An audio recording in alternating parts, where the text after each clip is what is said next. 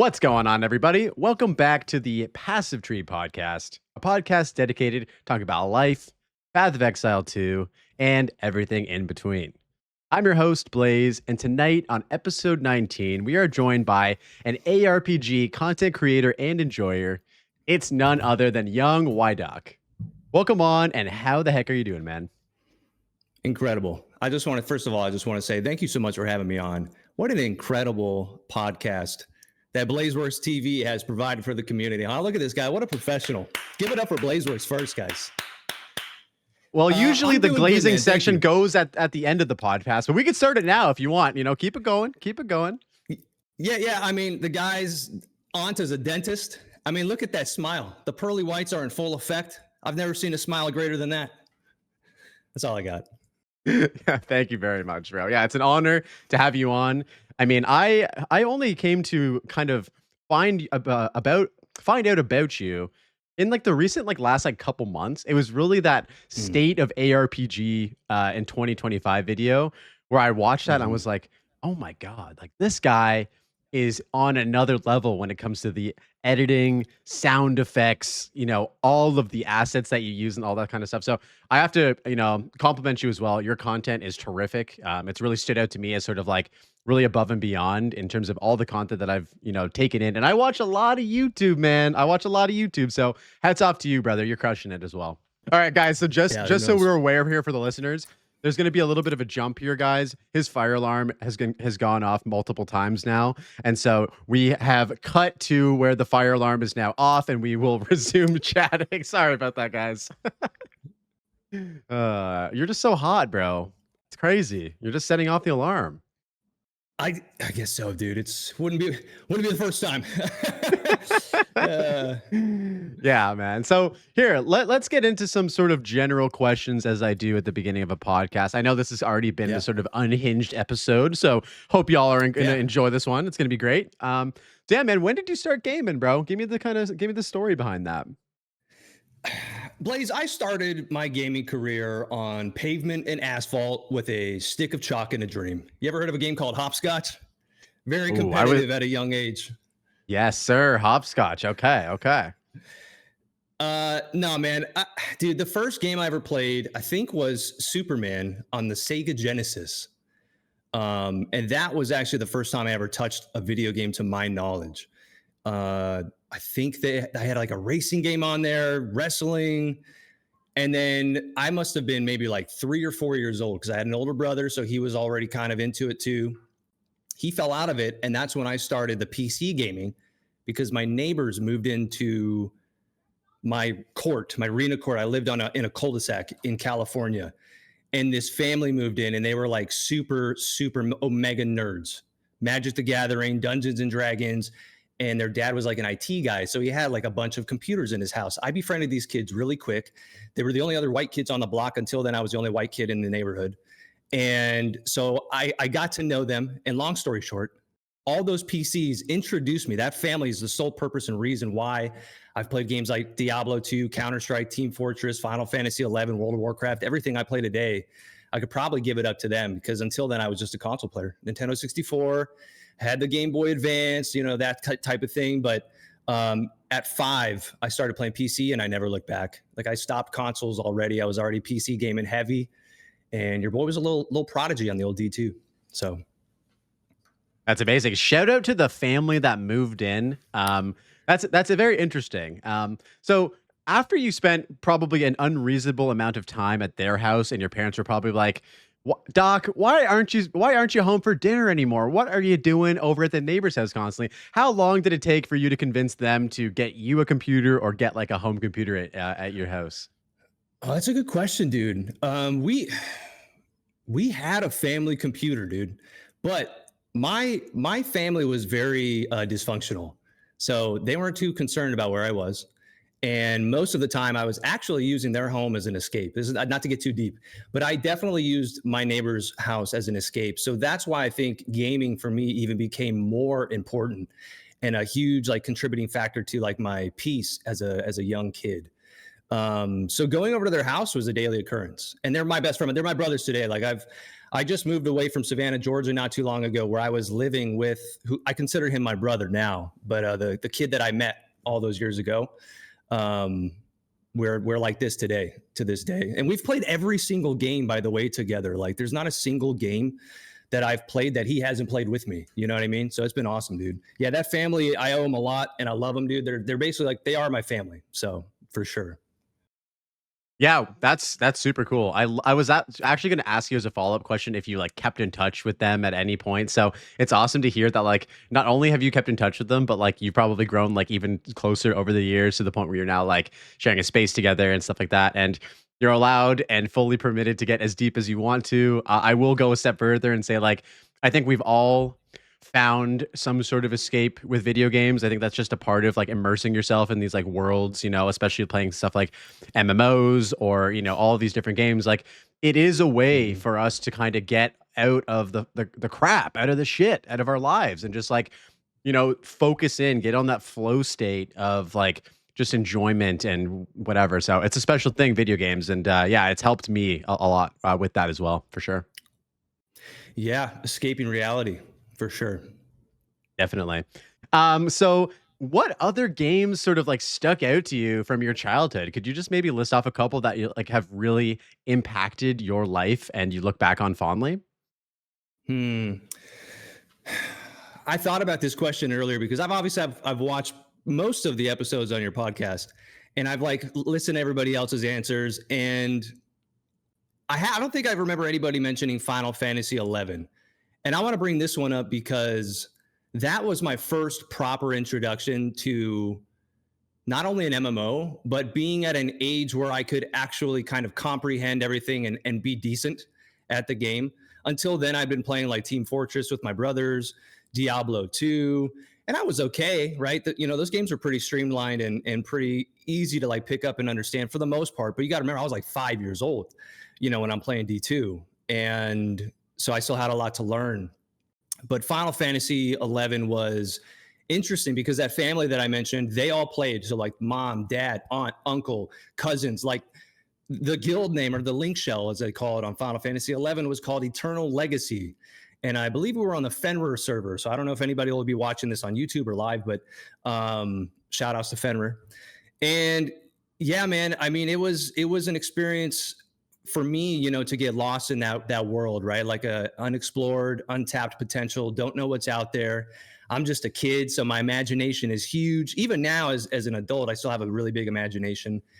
And so for me back then, it was just like the introduction to speaking to other people online. There was a bunch of Japanese players that would type in Japanese, you know, letters.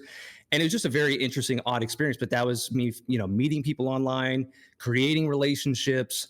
And I would say that's probably like the one that like stands out to me. I don't want to say Diablo 2, but Diablo 2 is obviously also the one that I probably poured the most hours into. But yeah, I would say Final Fantasy, Diablo 2, and World of Warcraft. So All solid games. I never played Final Fantasy 11. Just for clarification, that was its first step into the MMO genre, basically, right? Just to clarify. Mm-hmm. Yep, Final Fantasy 11. Yeah. And the family that you were gaming at, their whole family was all playing. So they must have had like 5, 6, 7 computers all like hooked up, and they were all just like playing together. Yeah. Dude, they had one when you walk in, 3 next to where the mom and dad played in the living room, 2 upstairs for Mikkel, my friend Mikkel, my brother Mikkel, and then his brother Jonathan had one too. So it's like, yeah, it was like 6 or 7 computers, and his dad like built them, you know, all of them. And yeah, man, Final Fantasy was a game that was so slow that it didn't matter if you were a boomer, if you were 5. Well, if you were 5, you're definitely not figuring out that game. That game did not hold your hand at all. Anybody that's played it understands what I'm talking about. They didn't tell you what to do, where to go, no map, nothing. You had to go buy maps, like for each zone. It was ridiculous. And you had to find out where that was. And the NPCs, there was no exclamation marks or question marks above their heads. Like I said, you just had to go figure it out. Today, it doesn't really hold up well with most people who try it out for the first time because it is very archaic. You got to imagine that. I think that game's like 28 years old now. But yeah, man, they all played as a family, and I had a blast. I loved that game. I actually, not too long ago, I had a link shell up and running when I was working offshore. I worked on ships for a long time outshore. or offshore, and I had a private server running where I was the Link Shell guild master, whatever, of a pretty decent sized community. I had a Discord up and running. So there's still room for me to like go back and enjoy the nostalgia, kind of like people do with classic WoW. And I really hope they do a remake of that game, because it's a really good game and it has a ton of potential, great story, very cool combat. If they just updated a few things with like UI and ease of access getting into the game, I think it could really succeed again. They got Final Fantasy 14 and that's cool, but 11 has a special place in my heart, not only for me, but for a lot of people. And the reason behind that is because it's so dramatically different from any other MMO that you'll play. And it's really good. Once you get into it, it's very, very intricate and awesome. It's just a great game. So, yeah. Hell yeah, dude. Yeah, no, that'd be super cool. My MMO journey kind of skipped that one. It was kind of like old school RuneScape, Maple Story, and then I played Guild Wars, which was a super cool game. Not really an MMO, but kind of it had like MMO elements where you're in the towns partying up with people. And then I went right from Guild Wars to World of Warcraft. And like once I discovered WoW, I just didn't want to play anything else. And that was like high school all the way through, basically playing World of Warcraft, which is crazy because I don't know if you remember this, but like back even in like high school days for me, WoW was still $15 a month. For a 14-year-old kid who didn't have a credit card, I had to like beg my parents to like add that in as like part of my chores. Yeah. I could get my allowance and then my WoW card. And like, I felt like one of those like spoiled kids because I was playing WoW and other people like couldn't get their parents to buy it for them. And, it was a big deal to be, have the privilege to play that game as a teenager. So yeah, I was super fortunate. Did Final Fantasy 11 have a subscription model as well? Yeah, man. And it was interesting because back then, if I remember correctly, you had to pay for like what's called a retainer. So a retainer is like a character slot. So if you wanted more than one character, you paid $12.99 for the subscription monthly. And then if you wanted an additional character, which by the way, that game, they set it up so that your character can be every single class and level them all up whenever you want, swap out your gear in your Mog house, which is like considered your bank, which would actually be kind of like player housing in a way. And yeah, if you wanted an additional character, if you were that crazy and somehow maxed out that first character with $12.99, then additional, I think it was like $1 or $2, you could then increase your count, your maximum players available allotted to you in the character customization for basically then it would be like $15. So you could have 2 characters for the same price as WoW, where you could play as many characters. Well, what was it, like 10, I think, that you could play maxed out? Something like that. I never ended up having that many characters, but I know I never had the need to have more than like 2 or 3 characters at a time, That's crazy though. They charged you per slot. That's that's interesting. Yeah. Square Enix. Yeah. So now that you're older, you're not spending all of your free time in your neighbor's house playing Final Fantasy 11. How do you find balance between life responsibilities, gaming, and everything in between? I don't, Blaze. I don't. I'm terrible with balancing anything in my life. These videos that I pop out, like, dude, as soon as I have the idea and I start writing it down, I do not stop. Like, I'll skip meals. I don't go to the gym. I don't leave this seat until I'm uploading the video. Then when I upload the video, I go like back into my routine of like trying to go back to the gym. My body's like aching now because I've just been a degenerate, just sitting here night after night, 16, 18 hours a day, trying to pump out content, So the balance in my life is something that I need to work on dearly, and we're slowly chipping away at that idea, But yeah, man, when I started content creation, I pretty much stopped gaming, which was very weird for me because now you're a content creator who's creating content for gamers, but you're not playing those games actively. So I had to be careful about how I proceed and approach what I say, how I say it, and really make sure that I'm, saying the right thing, not providing misinformation to people, which I actually did already. Like I already did that once and people called me out in the comment section, and it's all good. I rectified it with a quick pin, in the comment section and it was all good. But now I'm trying to balance, like, let's actually play. So I've been playing Path of Exile 2, and I know we'll get into that. And I think I have a decent stance on that game now where I can actually talk about it. So. And I look forward to getting into that with you. And we will get into that shortly. I do have a few more preliminary questions. And just to kind of touch upon your balancing of life, I know exactly what you're talking about, and I think this is something that a lot of content creators sort of struggle with, because when I have something that and I think it comes from passion. It comes from being excited to make this thing that you want to get out into the world. And it's hard to pry yourself away from that. Like when I've been making my last couple big videos, and my partner can attest to this. Like I am at my computer, just like going through the timeline, adding in little sound effects when I think about them as I'm going through, Yeah. and doing stuff that people probably aren't going to notice, or most people aren't going to notice. But that's the stuff that really makes the difference between a good video and a great video, is just like those pieces of like detail. And again, like just to kind of circle back, like those are the things that I really noticed from your videos that I really admire. So I know that you are going hard, and it's hard to balance out like the drive to make the videos and stuff like that, but don't ever lose that passion, because that is something that is super special and will get you pretty far as well. Thanks, man. Yeah, I'm trying not to. Everything that I do is with passion. Everything that I create is only if I really feel like creating it. I try my best not to force myself to do anything I don't want to do, and I haven't. So, that's how it is. For sure. And I think like with YouTube and with content creation in general, I mean, even with Instagram, with my art and stuff like that, it's like sometimes we get like into this like cycle of like dopamine where like we post something, we get the numbers, we get the likes, we get the subscriber count and all that kind of stuff. And like we're like, oh, like that feels good. Like I want that to happen more and more often. And for me, Hmm. I found myself sort of battling like this need to do that on a constant basis with the passion aspect, where it's like, am I actually excited about what I'm making? Because this isn't my job. Yeah. Like I'm not doing this to make a living, and I understand that that changes things drastically, where you actually have to do stuff all the time. But for someone like me, it's like I'm happy with being able to take a step back, think about the next video, maybe wait a week or two, or even a month if I want to, and then go back to it kind Hmm. of like with that same energy. How do you Hmm. feel about that whole cycle of like maybe feeling like you're like trapped in like a content creation cycle now? Sorry, I forgot I even had those on still. Hey, dude, you actually are somebody who has been in my corner recently that I've like, we've spoken a lot already, right? And you kind of put things into perspective for me, and just throwing, things out there like, hey, don't rush it, if it comes, it comes, like don't put out content if you don't want to.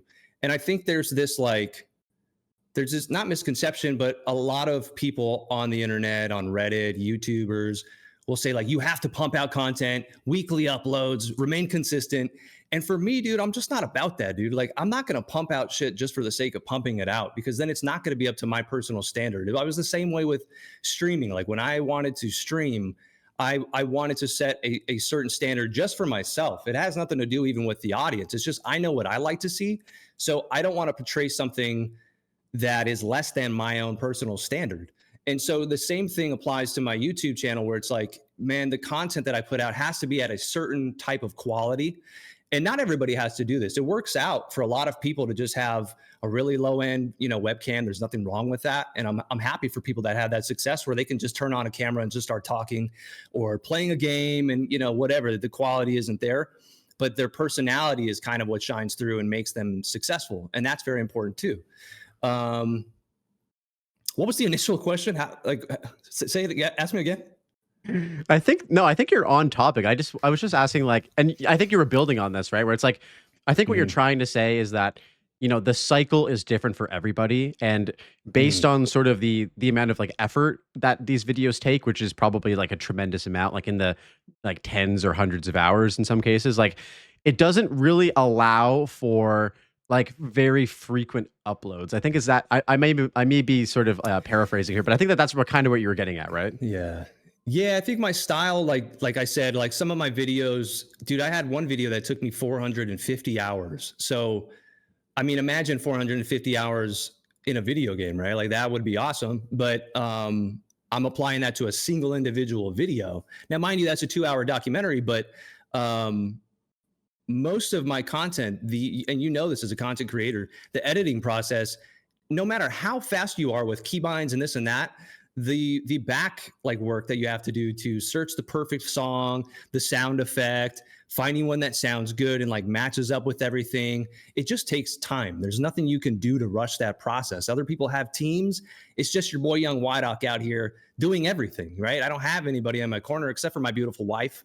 But so with that being said, yeah, it takes a ton of time. So for you to be able to maintain quality, you're going to have to put in that time. And you're somebody who pretty much made me feel better about the fact that if I don't have an idea right now that's like up front and center in my mind where I'm like, yeah, that's the next one, then I'm just going to chill out and play some Path of Exile 2 and do some mapping for the first time in, a year, what it feels like about a year that since I played a game properly, like sat down, started level 1, got to end game, pumped out end game in any game, and just enjoyed myself and really like thoroughly just experience gaming again, So it's been a pleasure to play Path of Exile 2.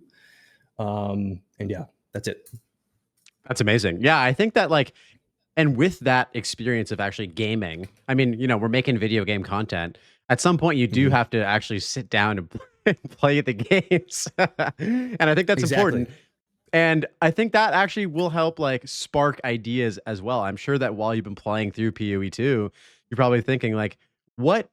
This is something that's inevitable now that you've become a content creator. I do the same thing when I'm playing games too, where I'm like, is there an angle here? Like, where's the angle on the where's the angle on this video right here? You know what I mean? So it helps stimulate ideas. And yeah, no, it's a beautiful thing for sure. When I was playing Path of Exile 2, I wanted to create, like I had those ideas, like maybe, I think I mentioned it to you, like the tourist thing, but then it feels too dated.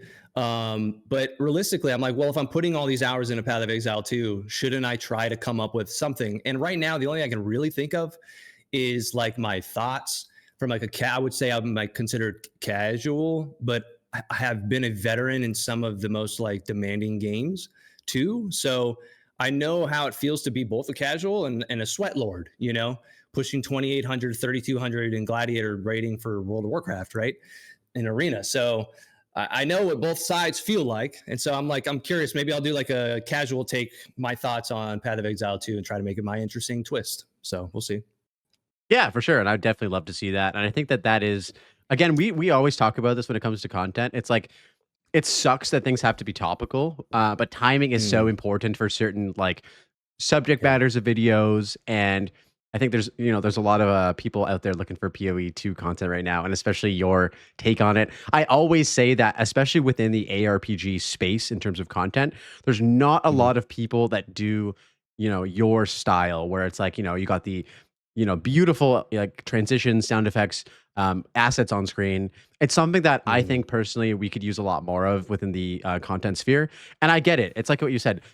Different styles work for different people. If you can just turn on your camera and talk to people and provide useful and meaningful information, that works. People watch that. People don't always need to have like a million things happening on screen. But my personal preference is that even if you add in a few extras, a few little things, like the production quality goes up. And I think my mind, I key in on that. And I think a lot of people also key in on that as well. So what I'm trying to say is if you make the PoE 2 video, you'll get to watch it like from me for sure.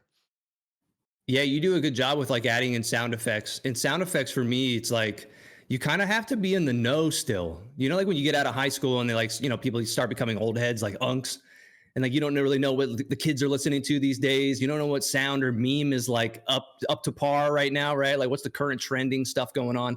And so a lot of times I'm sitting there like on YouTube, I'll admit it, dude, like I'm like trending sounds, like trying to find stuff, because I know I've heard stuff when I'm watching other content, but I'm like, I can't actively think about what that sound effect is, or like what are the keywords to search that sound effect up?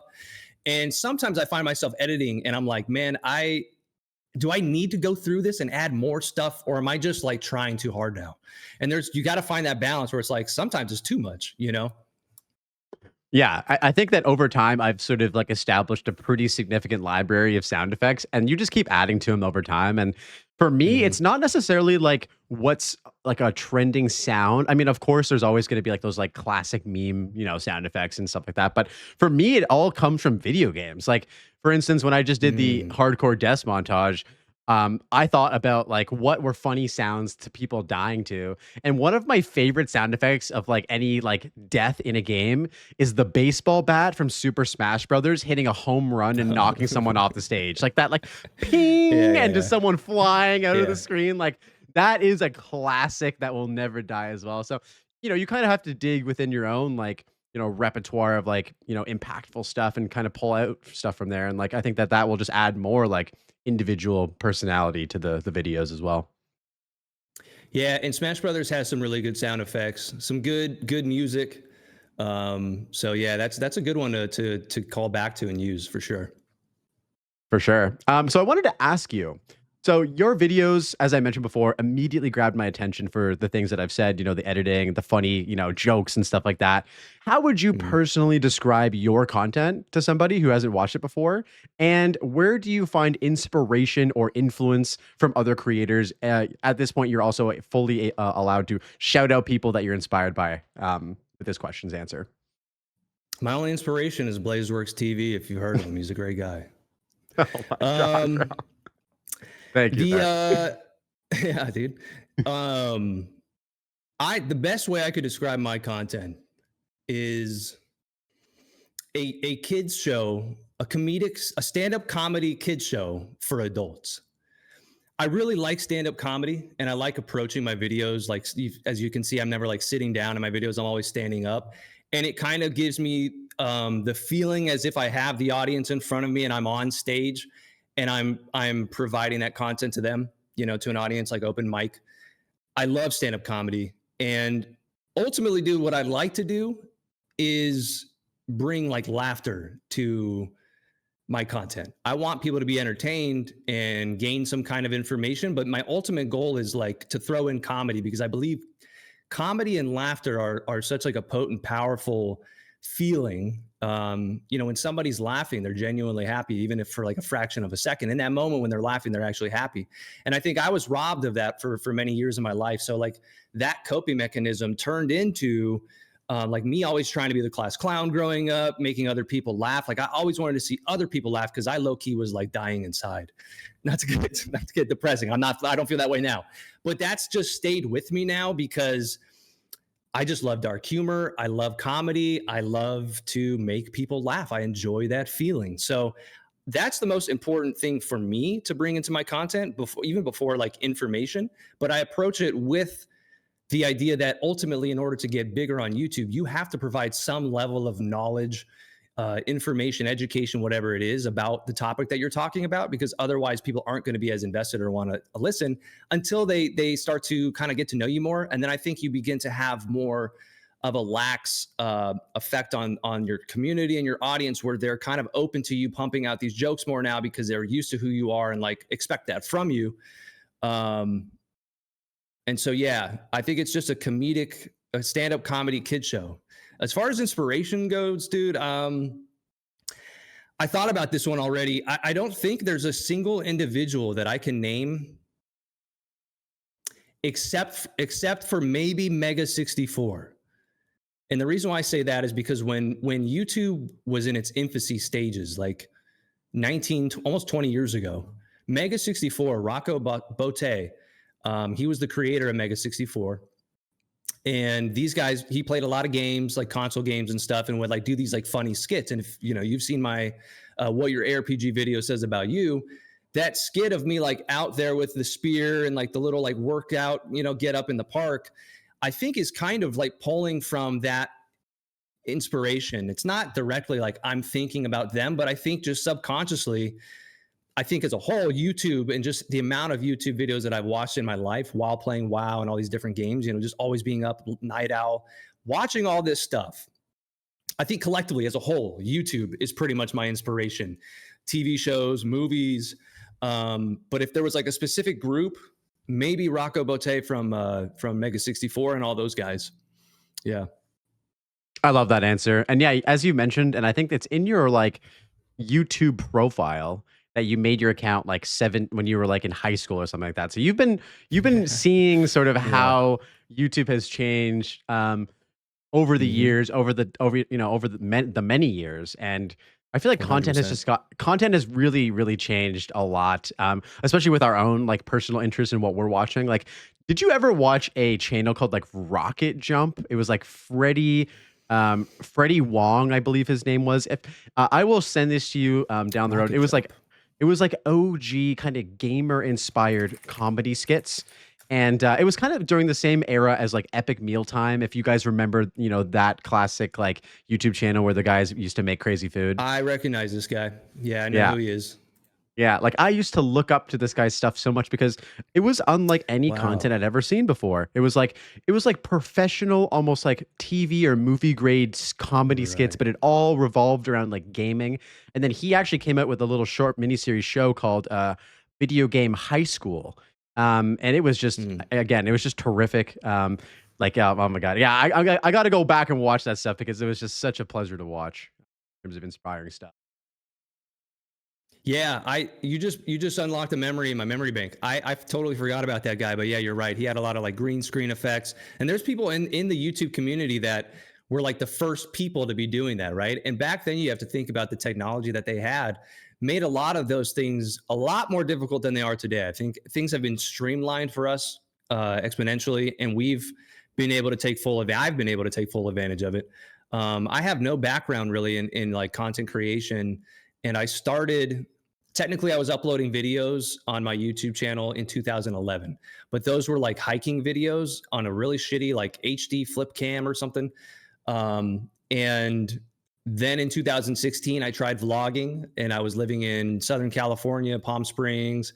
I was going all over the place with my boys, you know, trying to make the vlogging thing happen. I think I uploaded maybe like 20 vlogs, and I was seeing some progress, but then life hit and I just stopped. And now it's been almost, 8 years later or whatever it is. And yeah, I started up this whole content journey with streaming first on October 28th.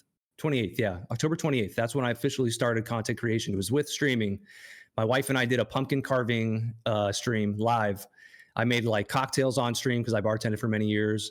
And it was fun, dude. But I quickly realized in order for me to get out of this like streamer abyss, right? The one viewer streamer graveyard on Twitch, I was like, I'm gonna have to do something different because I'm not about to sit here night after night talking to myself, which I could do. I could successfully talk to myself and yap myself to death for 8 hours a night. But I'm like, until I can see some real growth, I'm gonna have to like create something else. And that's where YouTube came into my mind, where I'm like, build up a foundation of people that actually appreciate that you have some quality to you, that you can actually offer something that they actually enjoy watching, consuming, and being entertained thoroughly. Then once you build up that little nest, now be like, hey guys, also I'm gonna stream, right? And I'm very performative in my videos, but on live stream, once I get into a little groove, I'm gonna just start acting a fool on live stream, and I can't fucking wait for that shit, dude. To be honest with you, I can't I wait for love that performing. either. That's gonna be awesome. Yeah, I'm really excited to see that for sure. So you started with a bunch of different types of content, and then you've kind of gone through the motions, figured out sort of what you really enjoyed. You've now landed on ARPG like content, and I don't think we could Mm. go this whole podcast without talking about a little game called Diablo 2. So I want to hear sort of What a about legend. I want to hear about your sort of first experiences with Diablo 2 and why that game for you is one of the most impactful games, not only as in the ARPG genre, but just impactful games in your life, basically. Mm. Man, Diablo 2. I still wonder if today, even with like the thousands of hours that I've put on World of Warcraft characters, if I somehow played Diablo 2 more. Because I've played it for so long and it's been out longer. But yeah, I mean, so that family that I was talking about, they introduced me to Diablo 1, and Diablo 2 before Lord of Destruction. So we used to LAN Diablo 2, when the stash was this big, and it's still pretty much that big, right? But when it was rough out there, dude, in them streets, out in the old sanctuary, no rune words. Your boy was like 5 years old. I'm putting, little chipped rubies into my armor and shit. I had it kind of down already, to be honest with you. I already understood the synergy, synergistic builds on the tree. I mean, it's pretty streamlined and straightforward, right? I think that game means a lot to me because it was my introduction, my proper introduction to my first ARPG, landing with all of my family that I was adopted into. And realistically, I think that even when I was super young, and you'd think it's the one thing I wouldn't care about the most, I fucking loved the item hunt in that game, dude. And like finding your first Shaco is the most god tier feeling in the world. Finding your first Oculus, and of course I was playing sorcerers because that's what you were supposed to do. But finding those items in that game was just it was like hitting the lottery, right? And yeah, I don't know, man. I just played it for a long time. It's super nostalgic. So I have rose tinted goggles on until the day I die in the nursing home, which I'll also be playing D2 in the nursing home. And yeah, I don't know, man. I could probably say 500 more things about it, but I don't want to yap too much. No, you're good, man. I'm a huge Diablo 2 fan, as I've told you and I've told everybody on the podcast. Sorry, guys. But yeah, man, it's awesome to hear sort of your perspective about, how impactful it was for you, because it very much was the same thing for me as well. There was something really crazy about that game where like I was terrified playing it, but I couldn't stop. Like when I was a little kid, I wasn't 5, I was maybe a couple years older, but I actually felt like scared going through that game. I think it was the first game that actually, even though it wasn't a horror game, it evoked a sense of like nervousness and fear with the, the dark ambience, the music, the graphics, everything about that kind of came together. And like I was freaked out, but I was also having a blast as well. And I think that was the feeling that really like sunk its hooks into me. And then after the hooks were in, then the item hunt came and it was like, oh, and then there's all these crazy items that I can get as well. And so, man, what a special game and a special time. Super grateful that like, myself and many other people were just able to play that game, because like a lot of people now, and this is not a stab at anybody, but I find it so fascinating and interesting that a lot of people's first ARPGs are now Path of Exile 2, which is kind of nuts, but also really cool, Yeah. Yeah. Yeah. I think about that a lot, man, because there's a side of the community that did not play Diablo 2 when it came out. And so they're able to look at it unbiased, right? With no nostalgia and be like, that game's kind of trash, and everybody else that's played it is going to be like, hey, yo, dude, fuck off, right? Like you don't understand. But if you had to be there, I think, and I understand why people don't like it now when you've got games like Path of Exile 1 and 2 out. But dude, I mean, the game came out 25, 26 years ago. And if these games that are coming out today weren't better now, I mean, that would just be fucking sad, because we all know this, they are using the blueprint from Diablo 2, David Brevik, and Max and Eric Schaefer from Blizzard North. They're using that blueprint to create the, next best ARPG, which is undoubtedly going to be Path of Exile 2. There's no arguing with that. Path of Exile 1 is still going to continue, and a lot of people don't like this take that I'm about to say, but I think it's eventually going to pump the brakes someday, dude, and Path of Exile 2 is going to take over. I mean, it already has kind of low-key the priority, and we know this. So I think that the future is very bright for Path of Exile 2. Yeah. Totally. Yeah, no, I don't know how it's going to all play out, because, from my personal example, like my personal preference, like, looking at Blizzard as sort of the like, I guess industry leader for a long time. And now I would go out of my way and say that Grinding Your Games is the industry leader in the action RPG genre, like hands down. Path of Exile 1 and Path of Exile 2 are just incredible games. But looking at the way that Blizzard has done things, Diablo 3 is still getting updated. Like to this day, they're doing seasons and whatever. And so I feel like they'll probably just keep developing Path of Exile 1 for as long as humanly possible until there's no one playing it. And I don't think that no one is ever going to play it, because if there's still people playing Diablo 3 right now, there's gotta be people who still gonna want to play Path of Exile 1, like even a decade, 2 decades down the road. But I do agree that I think that Path of Exile 2, because of its accessibility, especially right now with how they're sort of adding in a bunch of stuff for people to get into the game a bit easier, it has a little bit less of an intimidating aura with it right now. This may change in the future, but it's just easier for people to get into. A lot of people that I've talked to on stream, off stream, have said, the classic, I wanted to try Path of Exile 1, but I was too intimidated by how much time it took to learn the game. And with Path of Exile 2, I didn't need to learn the game. I just played the game and learned along the way. And that is just a massive W for the game's, growth, essentially. Yeah, and I also think that grinding your games, unlike it's not Blizzard North anymore, right? So it's Blizzard. Unlike Blizzard, I think they'll actually, like you said, they're going to continue to pump out content because there's always going to be people that want to play Path of Exile 1, just like there's always going to be people that still want to play Diablo 2. The sad thing is Diablo 2 players aren't getting the updates, right? But they still continue to play. If there were updates coming to that game, a lot of people would come back. I know that for a fact if they did it right, but that's just that's a whole nother topic. But with grinding your games, Path of Exile 1 is going to see those updates and is going to continue to have people playing well into the nursing home era, just like Diablo 2. So, I mean, there's a reason why they made a number 2, right? Because they kind of want to experience something new, do something a little different. Jonathan Rogers is at the helm. Chris steps out, and it's kind of his vision, right? And it's a great game, to be honest with you.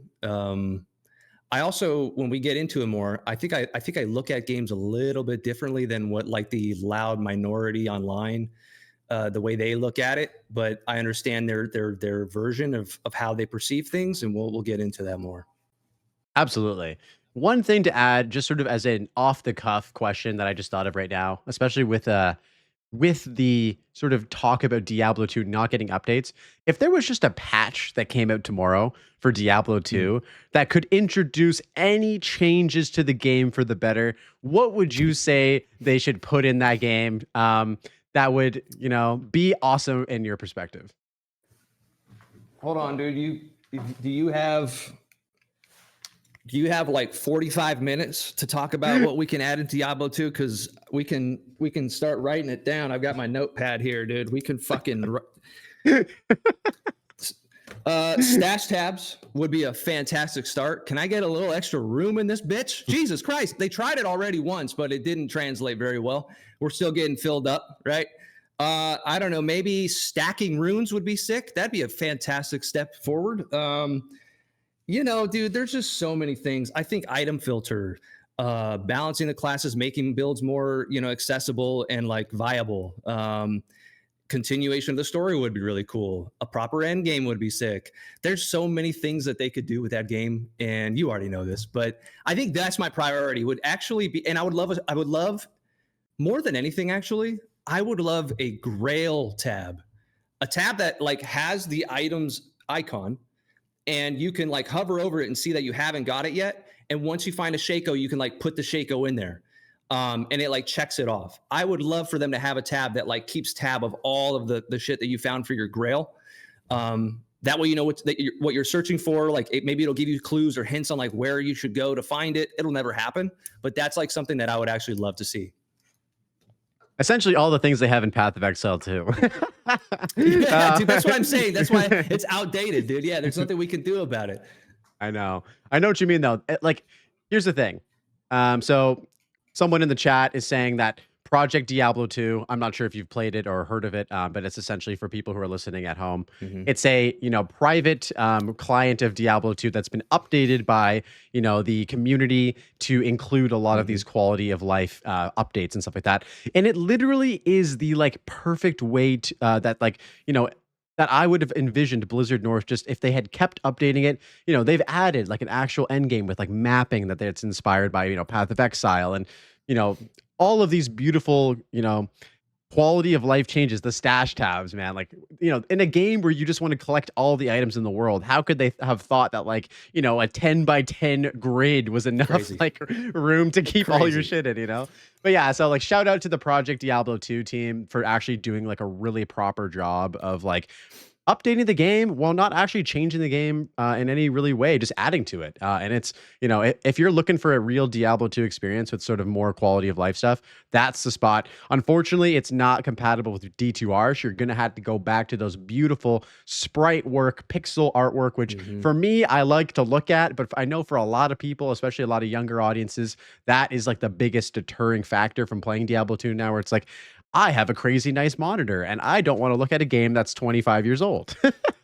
Yeah, dude, it's hard for me even to look at it, to be honest with you. Like, I'll tap into the legacy key and mess around for a little bit and have some fun with that, but it's it looks so much better with D2R. There's no denying that. If somebody likes it because of the nostalgia factor and you want to look at those graphics, that's cool, dude. Good for you.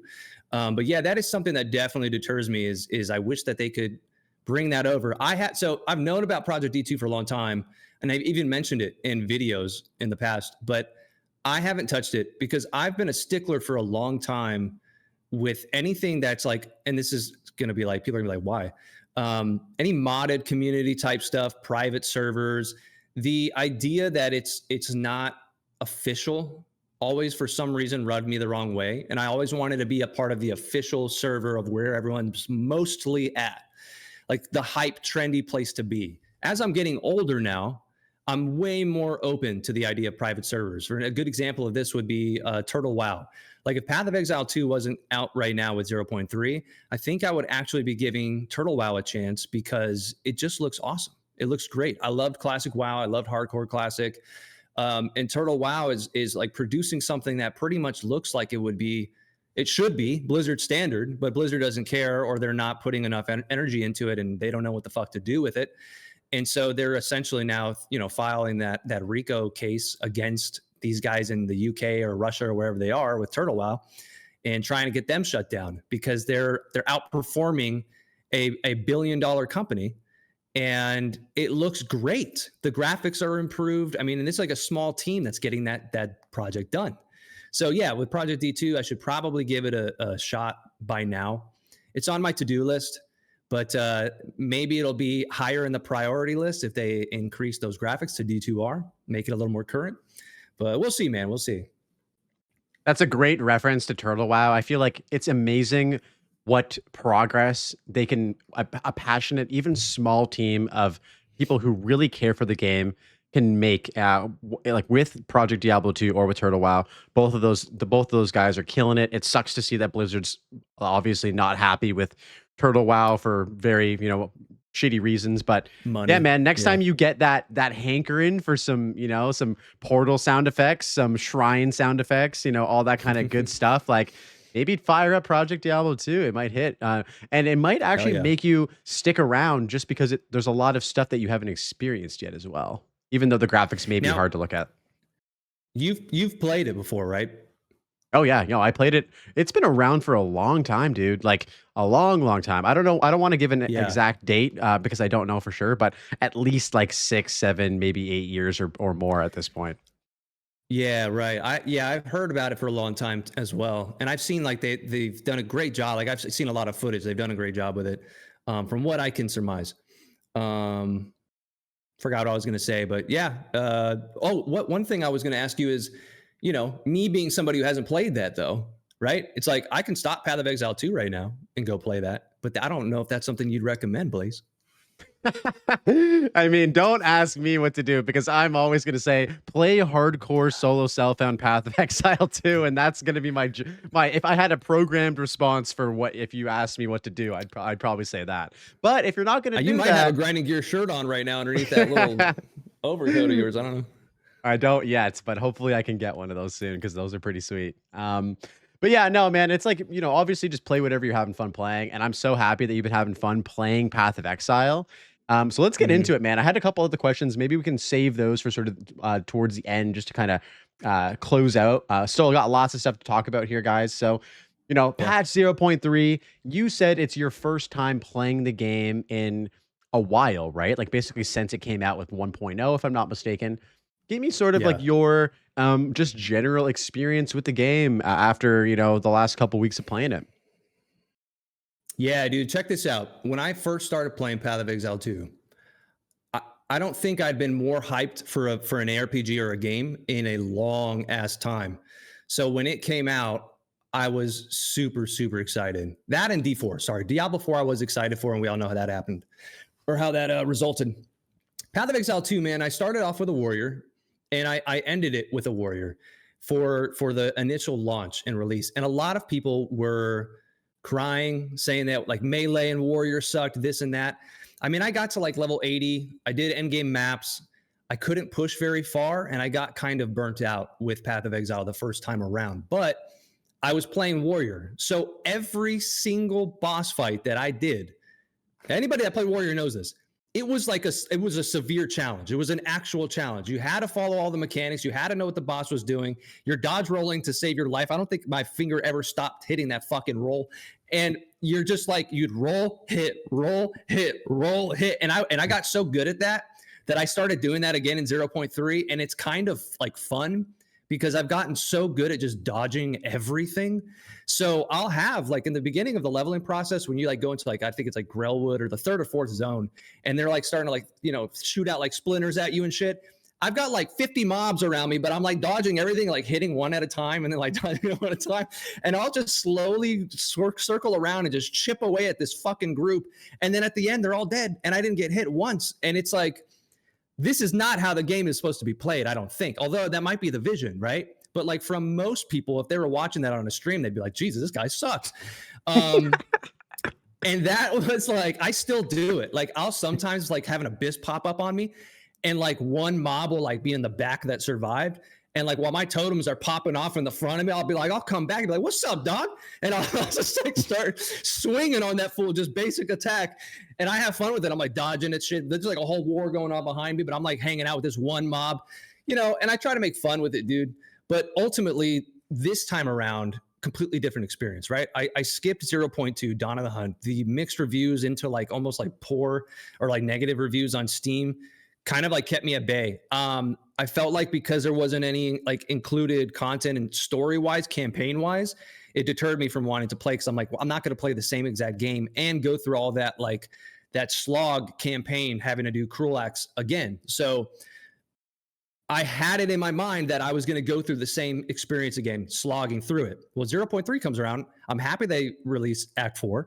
So I wanted to give it a shot because it's new content. I'm a sucker for like actual campaign story. I listen to all the dialogue. I don't skip and all that shit. I like the story.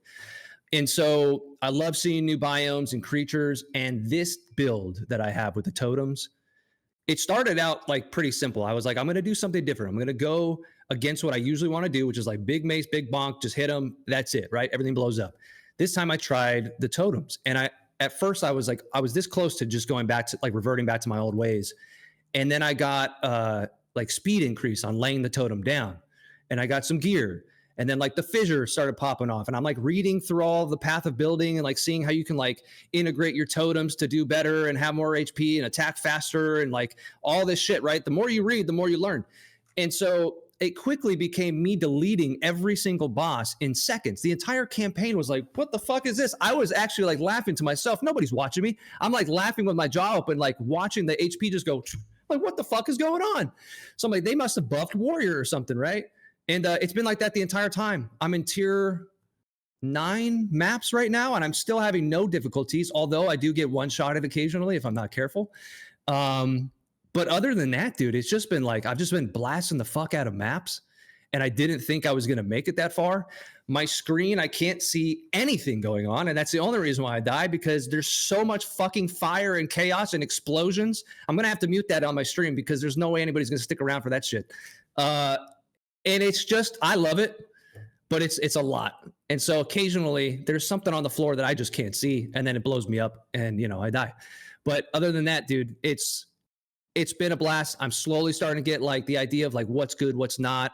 And I knew that I'm almost done. I knew that I had to basically go over this hurdle like pretty fast, where either I get attached to some of the itemization and the crafting and like have that fun, or I'm done.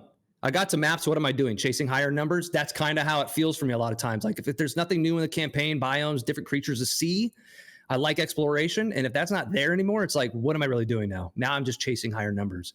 But I am starting to like the fact that like I'm searching for certain itemization, like D2. The crafting's a little bit smoother. And it's a much more enjoyable experience this time around. And by the way, Act 4 was fucking sick. So yeah, that's it. Okay, let's go. Yeah, dude, I'm super happy to hear that. I mean, I think of all, you know, there hasn't been that many updates for Path of Exile 2, but Dawn of the Hunt was obviously pretty controversial at the beginning. It actually ironed out to be an incredible patch, like an incredible series of patches after the initial rocky start. But By that point, a lot of people had either decided not to play the game or had just basically logged out and played something else, which sucks because there is so much good stuff that wasn't from zero point 0.3, that was from zero point 0.2, that's made its way in, Mhm. which makes people like yourself who are coming back and experiencing all of it even better. You're like, holy shit, there's all of these changes. The majority of them happened with the new update, but a lot of them also happened from a previous few updates as well from Dawn of the Hunt too. So the game just feels Mm. really good to play now, especially for people who haven't touched the game in a while, like yourself.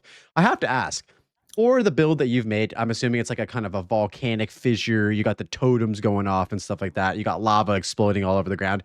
Was that something that you kind of homebrewed yourself? Is that sort of the way you like to engage with the game where you're building your own builds? Or did you end up having to sort of, not having to, but wanting to look and research through external resources as well? No, man, it takes the fun out of it for me if I got to search stuff up.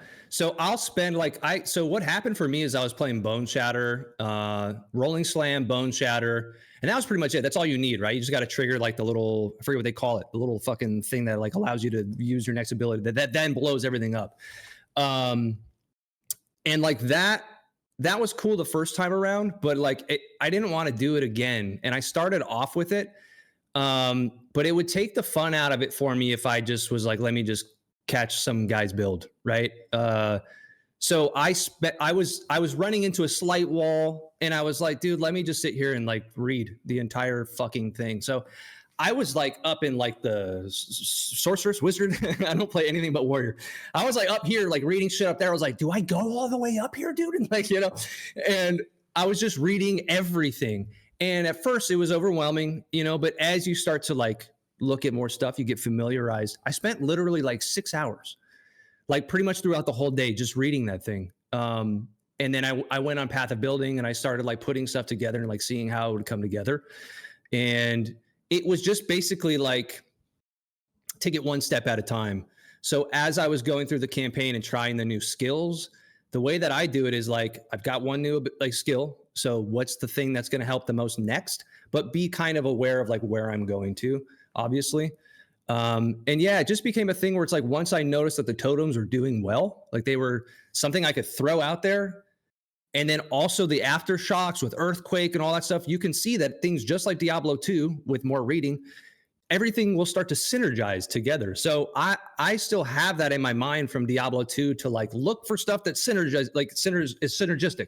What's going to go together and actually pump out more, right? And my build has become this thing. I don't know if other people are playing it. I've seen some people in global talk about fissure, so I'm assuming it must be good. And I kind of struck gold with using it, maybe. But I would imagine mine's got to be a little bit different. My shit's pretty wacky. Every single skill on my bar is used. It's total. Everything's utilized. Rolls are utilized, like everything. And yeah, it's a good time. It's a good time.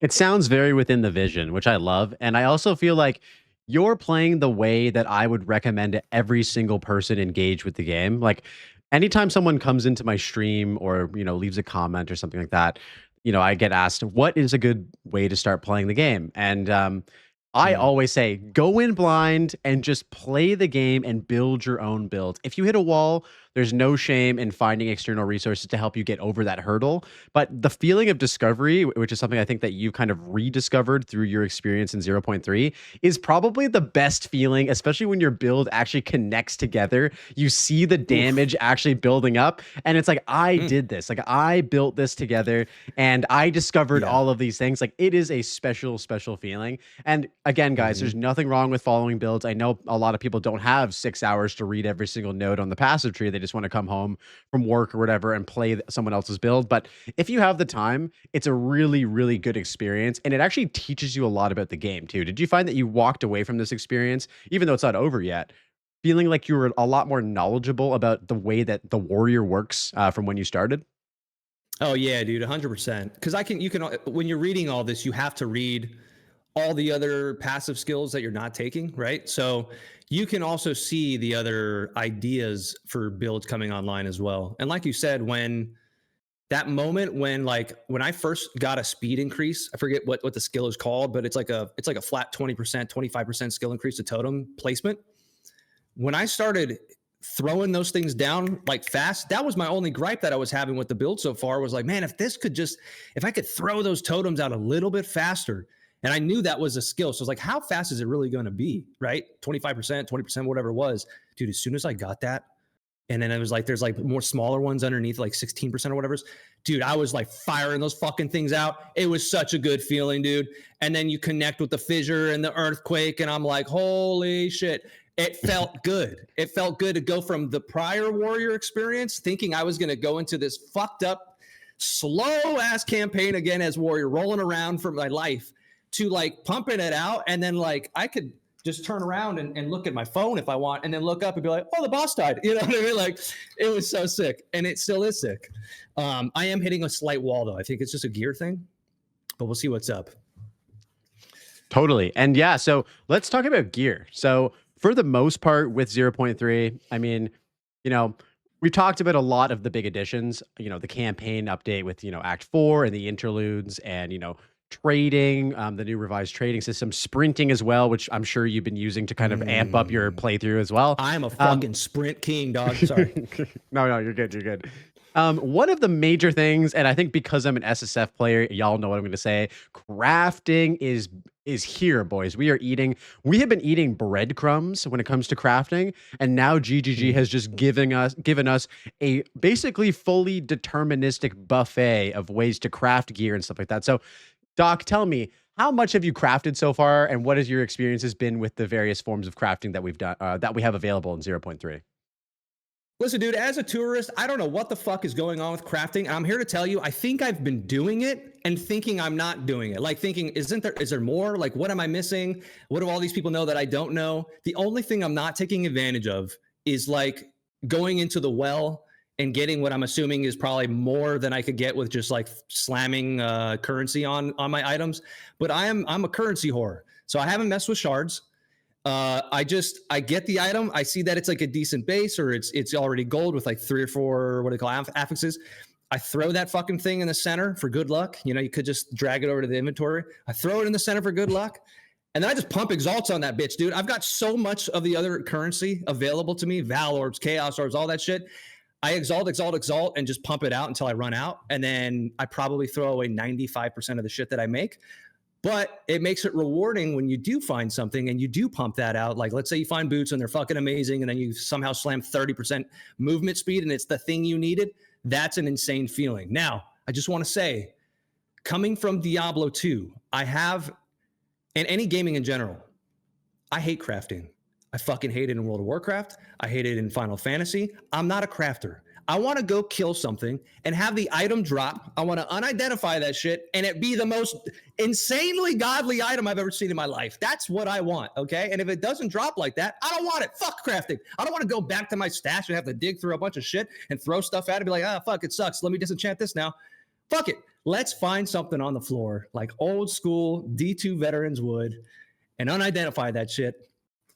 That's how I feel. But now I'm crafting a little bit, dude. But I want to find it on the floor. You know, I want a boss to die and just see that fucking beam, you know, that sound effect, unidentify it, and just be shocked that I don't have to do anything to it. It's already the most godly, perfect item for my build.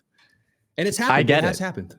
I get it. I think that with Path of Exile 2, loot on the ground is a priority, absolutely. I think that, you know, Jonathan Rogers has said, we don't want to trivialize crafting to the point where, like, you're not picking anything up anymore, because that's why we're killing monsters. We're not killing monsters because, you know, it feels good and it's fun, but we want to pick up those items that they drop, right? And so one of the most interesting items that we've been getting to drop right now with the addition of the Abyssal League is all of the Abyssal bones, so bone crafting. And it sounds like, from what I understand, you haven't actually engaged with this yet. So I'm going to give you some homework. Next time you're playing, use an Abyssal bone on something. I don't care if it's your weapon. Like the jaw bones and stuff like that? Yes. Oh, okay. Okay, so let me break it down. So instead of basically hitting an Exalt Orb on an item, you can use one of those bones, and without getting too complicated, guys, I'm not going to go into a whole rant about how all this shit works. I'll save that for a YouTube video or something. But that bone is going to desecrate an item, and then you bring it into the Well of Souls. And instead of having one modifier that's random, you're given 3 different choices. So you can choose which modifier you want from a pool of a bunch of different ones. And there's a bunch of different ways to tailor that desecration to fit the exact modifier you want. So instead of finding those awesome boots and not having movement speed and hope and slamming and praying, you can hit the desecrate on that, bring that bitch down to the Well of Souls, and now you have a way better chance of actually hitting that 30% MS if you know what you're doing. So I would recommend looking into with it. The item? Yeah. Like, can you take it? Does it have to be a rare item? Can it just be a magic item and you're already going there to put that on there? Is that, you know what I mean? It has to be a rare item. So what happens is basically it desecrates one particular modifier. So the modifier could either be a suffix or a prefix. So you kind of have to be familiar. Like, for instance, movement speed on boots is a prefix. So let's say you have all of your modifiers filled up, but you have that one empty slot that you could slam on a prefix. You desecrate those boots, you bring them down to the Well of Souls, and then it's going to be like 30% MS, increased armor or whatever, or max health, and you be like, oh, what do I need? And there's ways to even re-roll that twice, so you have 6 chances to get what you want. And this is what I'm talking about, dude. It's like crazy because we didn't have any way to really do this aside from omens, which were super expensive and super rare. I'm assuming you probably haven't even seen that many omens within your time of playing. One. Yeah. So it's incredible, brother. So you got to get in that Well of Souls, man. Jump in that hot tub. It's a good time. Damn, dude. Well, at the same time, I don't know. Maybe I don't want to quite trivialize the game because your boy YungYdocs came in 2nd character ever, dude. And I haven't played in almost a year, and I blast through the campaign. I'm in tier 9 maps. You know, bosses are still going down. Like, I don't know. What is the difficulty from if I'm going from, like, let's say like tier 9 map? What is the gap from tier 9 to 15? Is it like that's a huge power increase? No, I think a lot of people will agree that, like, the difference between a tier 1 map to a tier 15 map isn't that crazy. Like, the difficulty scaling, and I think I agree with this. Like, if I'm playing on a character that has gear from previous characters and I get to maps, I can go from tier 1 to 15 in like 20 to 30 maps tops. Like, it's not that big of a deal. So like getting to 15 is where people would say like the real like end game starts, kind of how people talk about the same thing with PoE 1, where you get to red maps like tier 15s or whatever.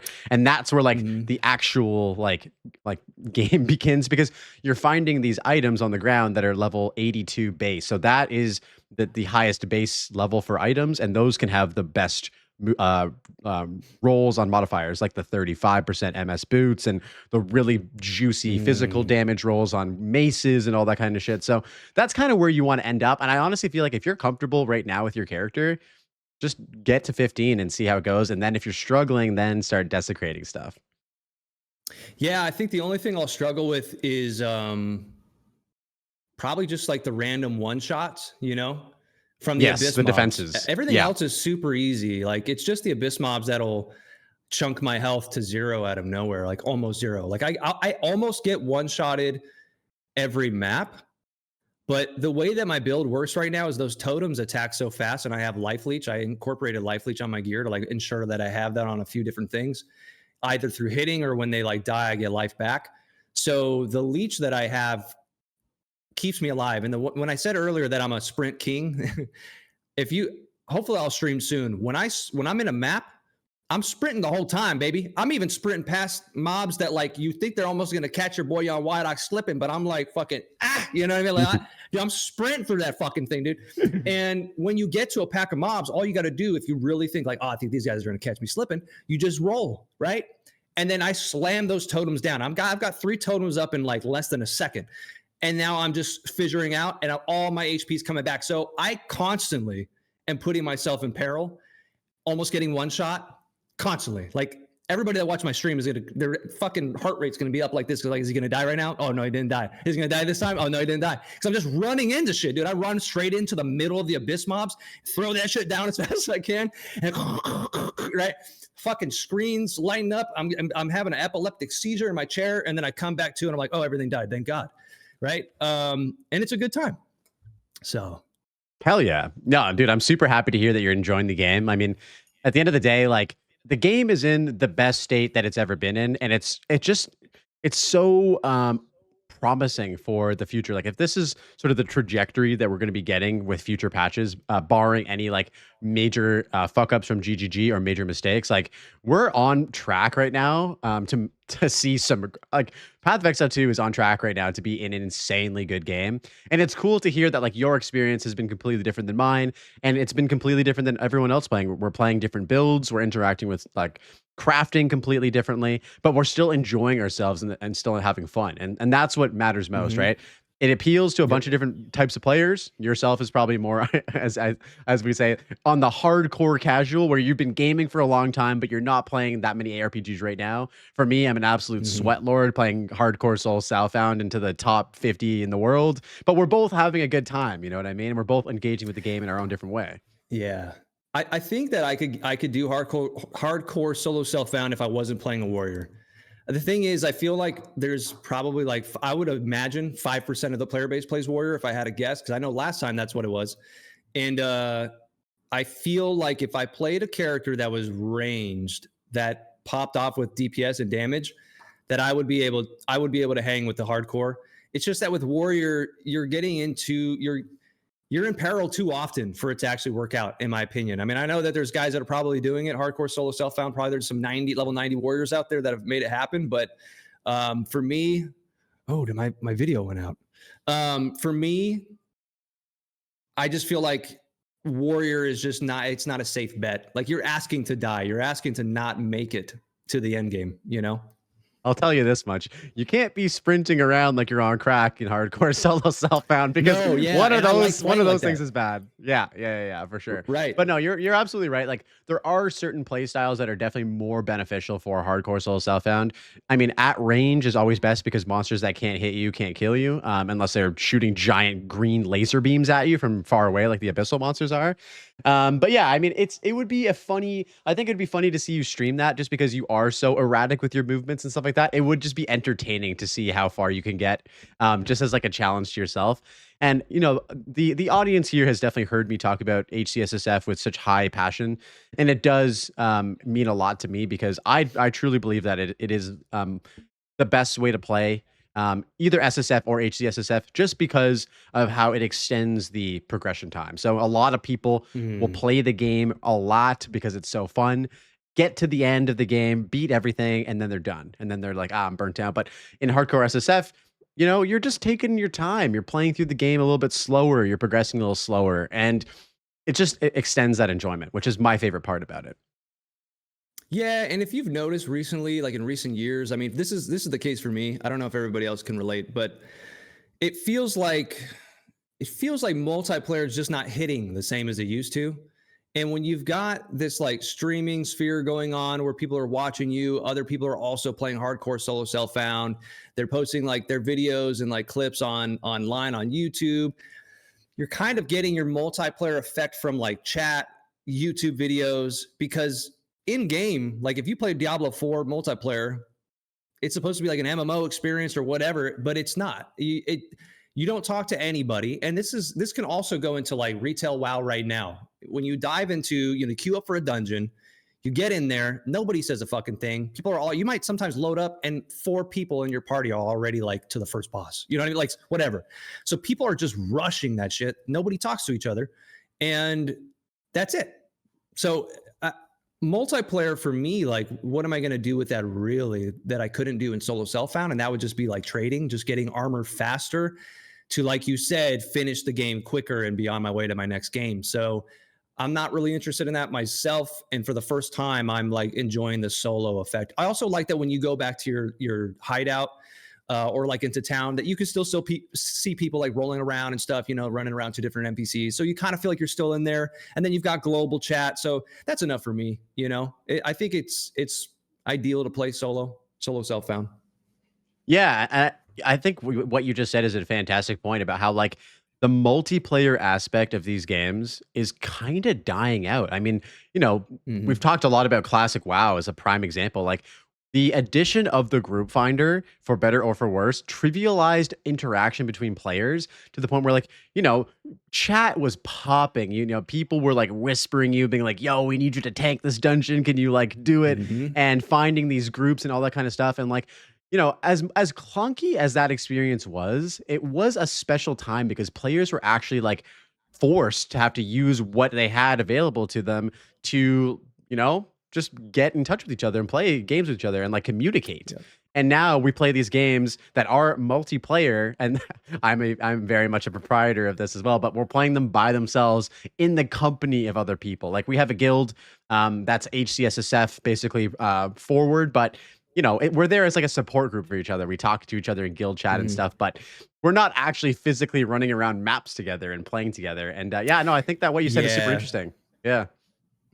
Yeah, and I also miss the aspect of being able to speak to each other through chat and typing. That is something that has completely died too, because now everybody, if you're in a guild or you're in Discord, you're using voice chat. And I come from an era where when I was 13 years old, 13, 14, I was in AQ40 raid leading, right? 40 other people. It could have been anywhere from my age to 40 years old or more. And I was raid leading, and sometimes we didn't have TeamSpeak. Back then it was TeamSpeak before Ventrilo. Mm-hmm. And sometimes I would be out like literally in mid-fight, like mid-battle, right? Looking at what everybody else is doing, typing mid-fight down below. And I got so fast at typing. And same thing in Final Fantasy XI 11. People used to like type out because nobody was on like TeamSpeak. It wasn't like very easily accessible like it is in Discord and with servers and whatnot. So people had to type out. So I gained this like almost like this feeling and this like, people say you can't sense emotion from what people like text and type, but like for a long time I felt like I could, and there was a community and people that could type a certain way and you could kind of exude some emotion from what they're saying, especially if you knew them to a certain degree, right? And I just miss that element and that aspect of gaming where people weren't afraid to type, because now I look like a fucking degenerate out here where I can type a paragraph to somebody in 2 seconds and they hit me back with like a one-word liner and I'm like, fuck, all right. So like I'm the crazy guy now. You know what I mean? It is what it is, man. And it's all like proper punctuation, capitalized letters and periods. Dude, I've got parentheses and yeah, exactly. Punctuation and grammar, dude. Fuck yeah. Yeah, for sure. Goddamn boomers and their punctuation and grammar. I think dude, it is. It's millennials, and then what's above millennials? Because it's not boomer, right? It's Gen then X, I believe, and then X, and then baby boomers. Yeah. I think it dies with. I feel like it dies pretty much with like baby boomers, because then also I remember being young, typing really fast, and the boomers then didn't type much, right? They were also slow. So I felt like millennials were kind of in that little pocket, maybe Gen X, where they were able to kind of like hang. And that was like the current prodigy of gamers, right? Like you were able to do that. Now it's like, I can't keep up. People are fucking vertical TikTok streaming and all sorts of, I can't keep up. Let's just say that I bet you would type out all your messages in cursive writing if you could. Hell yeah, dude. Elegant, dude. Regal. That's what I'm about, dude. Oh man. So let me ask you this, Doc. You've talked a lot about the good experiences in PoE 2 with all of the things you've mentioned. What are some of the things you've been struggling with? The things that you have kind of been rubbing you the wrong way, if any, in your experiences so far in 0.3?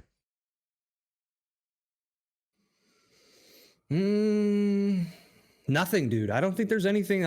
It's just been a smooth ride, bro. It's been a smooth ride. I guess the thing that I don't like. Oh, there's one fucking thing I don't like. Okay, this is honest. When you're sprinting, when you're rolling. So when I'm in the deep, right?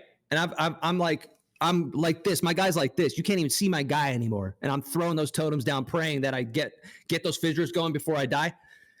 If you roll, and for just like, it feels like a fucking fraction of a second, if you don't let go of that spacebar right away, now you're technically sprinting. They need to put a delay on that shit by like 0.5 seconds. That is the only complaint I have for this whole game. If they get rid of that, it'll be good. Absolutely. I feel like the solution to that issue is just putting sprint on a separate keybind. Like, why do we have to have it attached to spacebar? Like, a lot of people have said, rebinding Oh, sprint that's to true. shift. Pressing shift, you don't have to roll. Shift. You're just going to move into the sprinting animation, and you're very conscious of pressing that. Whereas with the spacebar thing, it's like you could fuck up a little bit by holding that spacebar for a fraction of a second longer, and Yeah. you've got into that sprint animation, and then you're dead because you got knocked down and you fell off your bike and then you bruised your knee. You know what I mean? And so, yeah, no, that's a great Yeah. point for sure. I have actually, it's funny you say that with shift, because I played so much Call of Duty back in the day and stuff. I hit shift sometimes, like instinctively. Like I did it last night where I was like, why am I hitting shift? Because that's technically the sprint for a lot of games. So I'll find myself actually like hitting shift when I know it's spacebar. It happens occasionally. So yeah, it would be nice if they allow that. And I can see them doing it soon. I think enough people kind of all are in agreement with it. So there's people that are like, oh, it's a skill issue, which also, yeah, kind of. Like I've gotten better at it, right? So it is technically a skill issue. My actual issue is this keyboard is so old that the way that my hand is placed, let's see if I can pump this thing up on the stream, dude. When I let go of this space bar, here we go. My hand's right here, right? Fuck, you can't even see it right there. This is the thing. I don't hit the space bar in the middle. I'm comfortable over here. And what's happening on my space bar right now is it's getting stuck on the left. The keycap is starting to now go down and not pop back up. So what's happening is I'm at the will and mercy of my keyboard, either getting stuck occasionally or not, So sometimes I sprint when I don't mean to, and it's because that thing fucking stayed down. So I got to get a new keyboard. That's the whole point of that. That's fair. Next time one of those videos pop off and the YouTube ad revenue starts coming in, I know where some of that money's going. I think I'm doing it now. I'm going to get a Wooting. If you guys know what's up with keyboards, I'm going to get a Wooting keyboard. I'm not a keyboard enjoyer. I just have this Logitech mechanical keyboard that I bought when I bought my whole setup. But people go in on keyboards, like custom made, like all of these different things. And I feel like I need to get into that because, at the end of the day, like your peripherals are something that you engage with on a constant basis, whether it is for gaming, typing, editing, whatever. And if you're not really enjoying it, then like, you might as well, because I'm a firm believer in like spending your money where you spend your time. My friend, one of my best friends says this all the time: good pair of shoes, good bed, good headphones, good keyboard, good mouse, all the stuff you're using all the time. It just makes a big difference, right? Yeah, look, dude, look up Wooting keyboards. It's WOOTING. I'll send it to you. They have the best keyboards on the market right now in terms of competitive play. There's a technology that they created themselves. It's like a small group of guys, but they've done really well for themselves. And I would say like all the top end competitive FPS, gamers, they use their keyboard. So I'll send it to you. Cool. Yeah, I'll take a look. In terms of your plans for PoE 2, I know you said you're at like a T9 maps. Do you have sort of a goal in mind as to like where you feel like you've completed the game, or are you kind of just finding that out as you go? I think for me it's going to be once I'm pumping out the max tier 15, 16 or what I heard you can do like 16 maybe if you like craft it or something. I don't know, but when I hit the highest tier maps and I'm pumping that out, and then I'm also like I haven't seen any crazy bosses yet. Is there like an Aberoth or something like that, or Uber bosses in this game? Yes. Okay, so once I kill all that one time, two times, whatever it is, and I feel like it was a smooth experience, I'll probably be done. Yeah, like a tourist, right? I'm gonna end the safari. I'm gonna get on the plane, go back home. Okay, got you. So top tier maps, kill a couple pinnacle bosses. I think that's a very reasonable like sort of goal for yourself. Would you ever like try a different class or like play a different play style? Like you've said you've only tried warrior. Isn't it crazy that within the warrior there's 3 different ascendancies? I'm assuming you've only played 1 or 2 at this point. And there's all of the other classes and all of the other ascendancies as well, and all the different weapon skills. Does any of that stuff interest you, or are you kind of just like, I'm a warrior Andy and that's all I care about? It's funny, dude, because I want to say that I'm not a warrior Andy, but I think I am. I love warrior. Any game I play, my brain is like, daggers, no thank you. Sorceress, cool, but not. Give me the warrior. Give me the big buff dude who's going to be able to go in there, tank it out, fuck some shit up, old school style. Barbarian in Diablo 2, 3, 4, you know what I mean? Like I played a Sentinel in Last Epoch.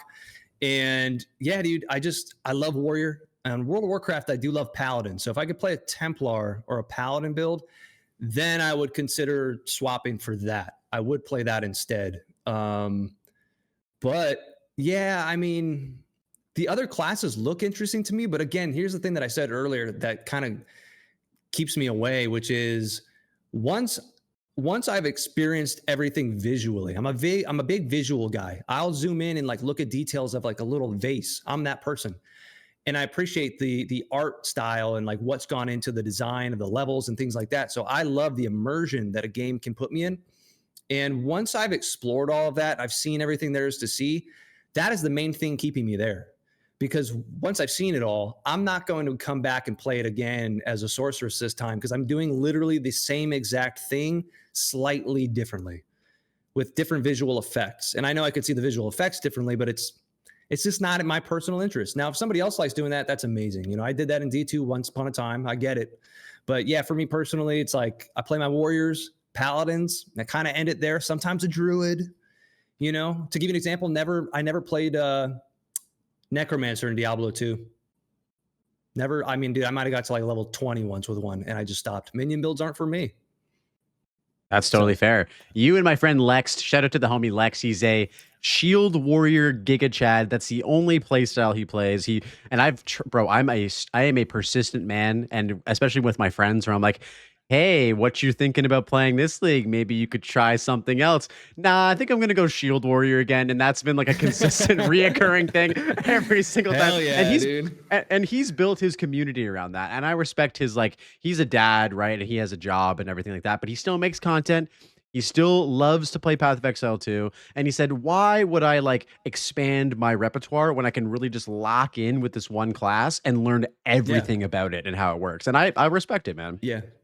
Yeah, it feels that way. Yeah. And it's funny because even the play style too, like a good example of this is because I think because I've only ever played that play style, it's so familiar to get up close and like into the action. Whereas a lot of people are like, I can't play a melee character. I have to be far away and play ranged. When I play a ranged character, I find myself wanting to go up to the monsters, and that puts me in a bad position, right? Because I'm playing a ranged character that doesn't have good armor or whatever.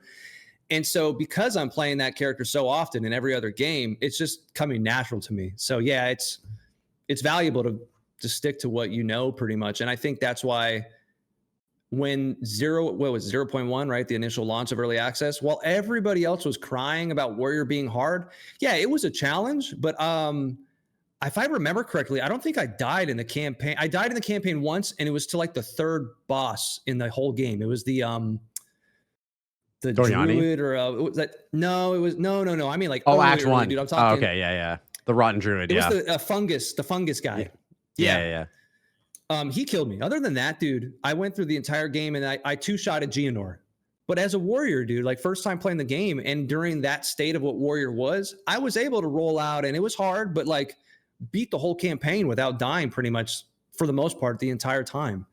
And I think that comes from just playing that same old shit over and over and over. So absolutely. And it's funny because there was sort of this stigma about warrior with, you know, armor not being in a great place. It was really hard to scale health. Mace skills felt clunky, but like, dude, when you hit that perfect strike with like the, you know, elemental damage that you've got from the cry skill for Infernal Cry, and you hit that perfect strike and that boss's health just goes boom, and like it feels really good, right? And so yeah, I definitely get it. Warrior has something special going on. I think you're going to love it even more when they add more weapons to the game, and you can have more different ways to play warrior too. Like right now you're pretty limited with like, you know, the maces and the quarterstaffs if you want to go the quarterstaff direction. But like once they get swords and axes and flails and all this different types of shit in there, like it's going to open up some possibilities for warriors. Absolutely. Do you think that flail is going to be exclusively like a Are they going to do Templar Paladin in this game? Yep. And you know, as a statement, one of the things that I love about Path of Exile 2 is that like every weapon is just open to every class. So like you can run flails Mm. on your warrior if you want to, and it's going to open up a bunch of build opportunities with flail skills. And so I think as we get more weapons introduced, like, there's going to be even more ways to play. You could be doing totems and then have a dagger on your back, and the dagger has way more attack speed. So you could be dropping down totems insanely fast on the weapon swap with the daggers, and then switch to the maces and do Oh, heavy hitting shit with the earthquakes and stuff after. Like, it's just going to open up a lot of possibilities. I mean, you can do that with quarterstaffs right now and have faster totem placement, but like, man, it's going to be crazy when more weapons come out. do you think they're gonna have like two-handed swords, two-handed? I guess we wouldn't have a two-handed flail, but yeah, like two-handed sword and axe. Is that gonna be a thing? Do you think, or is it like strictly gonna be like one-handed swords? Oh yeah, no, it's gonna be I think the same way that maces function, where you have the one-handers and you got the two-handers, and that's gonna exist Yeah. across axes and swords. I can't speak about flails. I'm not sure if those are gonna be two-handed or one-handed or either or, but definitely for Mm. swords and axes, you're gonna get both of those things as well. That'll be awesome, dude. Yeah, I like axes. I'm a big axe guy. So if I can throw one of those on, that'd be sick. Yeah, for sure. So just one more kind of question about Path of Exile stuff, and then we can kind of move into more general stuff that I didn't ask you at the beginning. So you've played Path of Exile 1 and Path of Exile 2. Can you kind of run down for me sort of like, where you're at in terms of each game, what you like about both of them, and what do you prefer more at this juncture in time? So I'm gonna be honest with you, dude. If you know, in my state of the RPG video, I did a weird edit on that. If people were paying attention, I said that the last time I played was in 2013, which isn't quite true. And that's when the game came out, right? So in that state, it wasn't what it is today. It's not the beast that it was today. And I had put on there, like on my body and editing post process, 2023. The reason why I did that is because I can't remember when I last played, but I know that I didn't buy like stash tabs and all that when the game first came out. So some time in between, I had played Path of Exile 1 one time. Same idea. I played a Marauder. And I remember playing a build where I was just slamming the mace down, and it was like an upheaval kind of effect where like everything comes out in a cone and like pops up. And I was just throwing those down, like, I mean, literally like this fast, you know? And I think I got to like level 80. And I remember getting to endgame and going, I have to spend $800 to look sick for my guy. Like I'm at endgame and my armor still looks like I'm level 10. I'm out. Like I left right immediately. I was gone. I didn't stick around for that shit. I said, this is bullshit. And I haven't looked at Path of Exile 1 since. And I think that was probably like 2017. So I actually don't think I can confidently sit here and express much differences in between 1 and 2. But what I will say is that when I played, I remember I know that people today say that it's like very hard to like jump in and get acquainted into Path of Exile 1. I don't recall having that issue. I remember jumping into the game and understanding pretty quickly how to traverse and deal with like the skill gems on the weapons and armor and things like that, and linking everything together. Like I remember it being pretty much a smooth experience. I can't recall if I was like looking up a build guide or not. I might have, but knowing myself, I didn't. So I don't know, but that's kind of what I got. I can't really talk too much on PoE 1. That's totally fair. Would you say that like out of the two games right now, your preference is more towards PoE 2? And if so, why do you feel like that's your preference? I want to give Path of Exile 1 a chance just because of the rabid fans they have that talk it up so much, as if it's the best ARPG in the market right now. And so for that, I would like to jump in, but I think it's the typical, like, I don't want to commit to 1,000 hours just to scrape the tip of the iceberg and like still be considered a noob and this and that. Like, I see what it is, and I can't imagine that I'm missing out on too much personally. Like, I know myself, and I can't imagine I'm missing out on too much. That's how I feel. With Path of Exile 2 just being new, and being more forward on the campaign, I think. Like, I know that Path of Exile 1 has a campaign, and if I recall, it was kind of long. Like, it was kind of lengthy. And there was like way more acts. When I played, I felt like there was like 9 acts or something. Maybe more. I don't know. But with Path of Exile 2 being kind of reminiscent, number 1, being new is nice. Number 2, knowing that they're kind of like prioritizing it. 3, it's like the hype and trend. 4, I like how it looks a little bit more. It almost looks like the same game, but I still like Path of Exile 2 a little more. And I also do like the vision.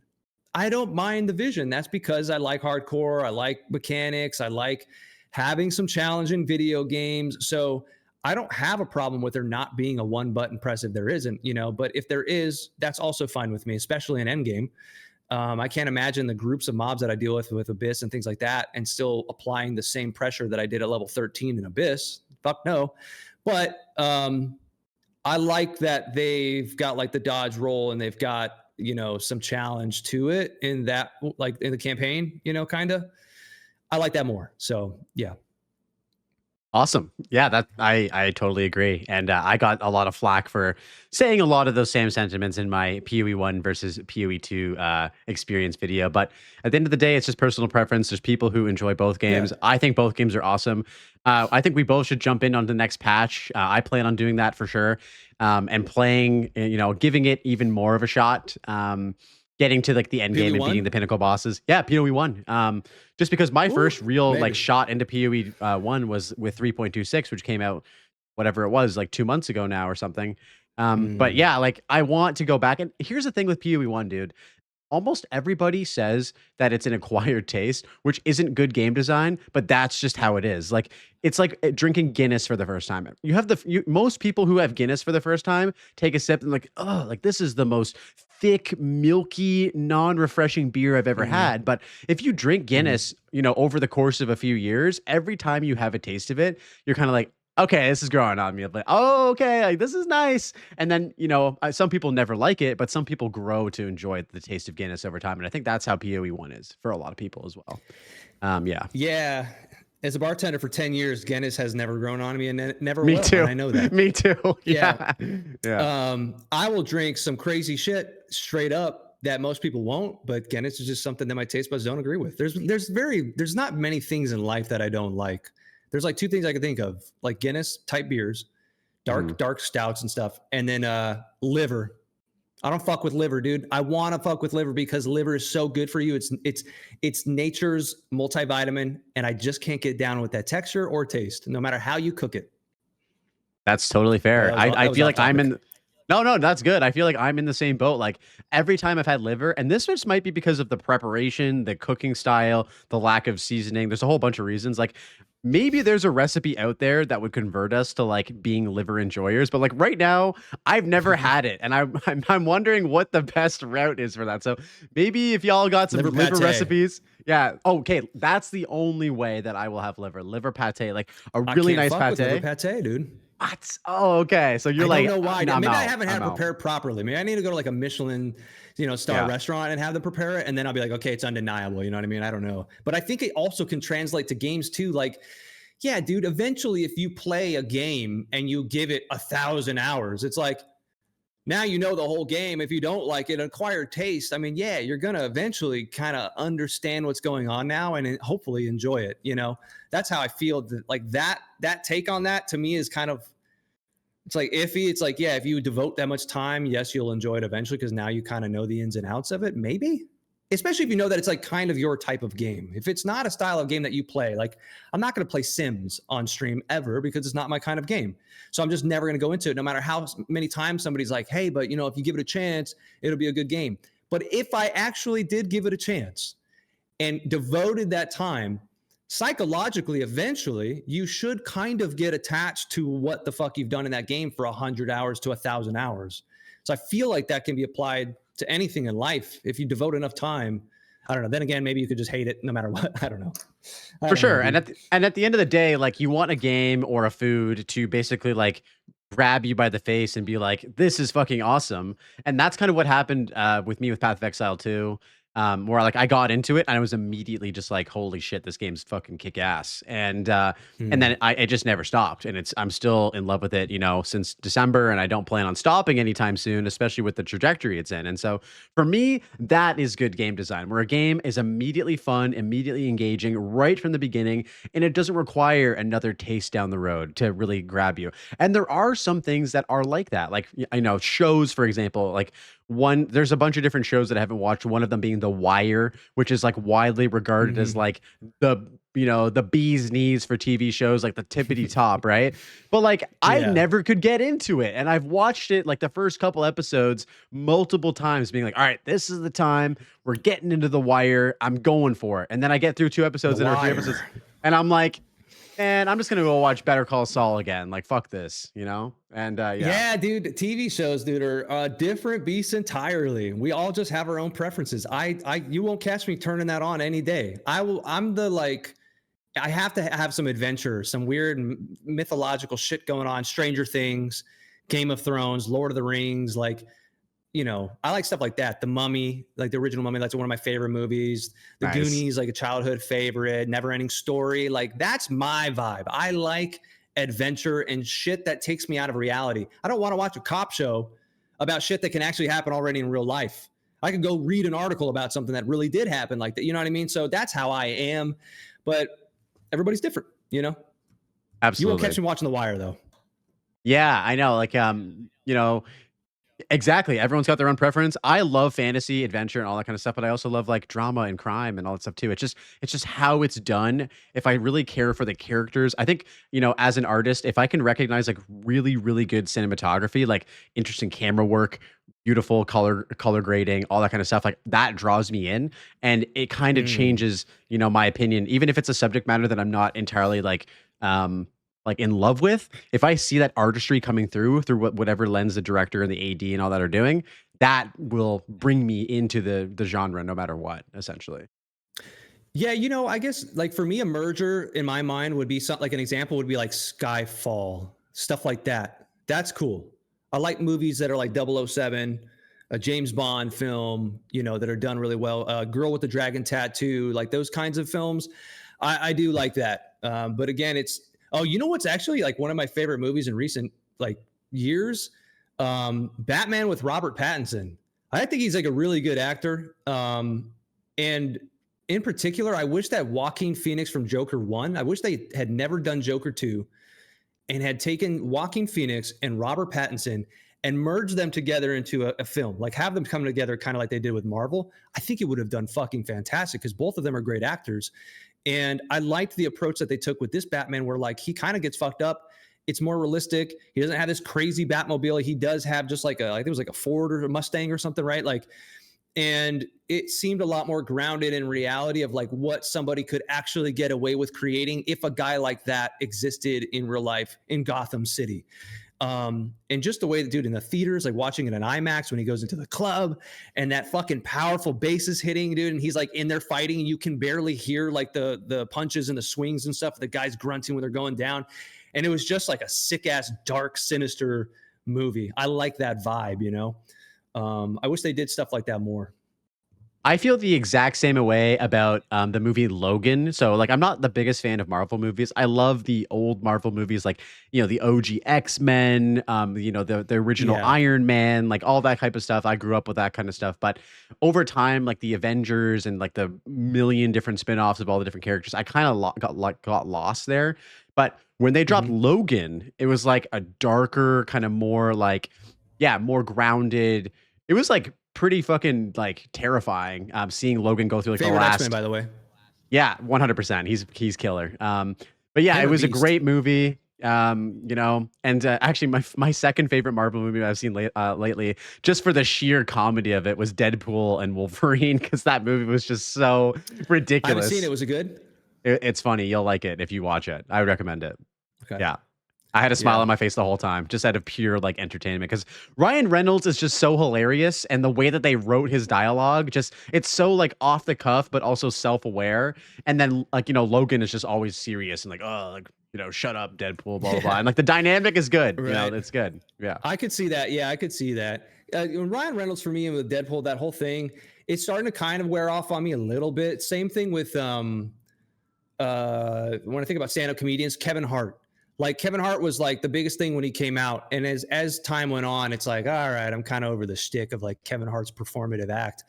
And I'm not saying that it's the same tier as Ryan Reynolds, but I will say that like just him as a guy is starting to kind of be like, all right, and I'm sure people would do the same thing with me and anything else. But for me, particularly when I think of Ryan Reynolds and Deadpool, I'm kind of at that point where I need to see that movie, but I could see it being like the last Deadpool thing I ever watch, which That's is totally probably a fair. shitty take for a lot of people.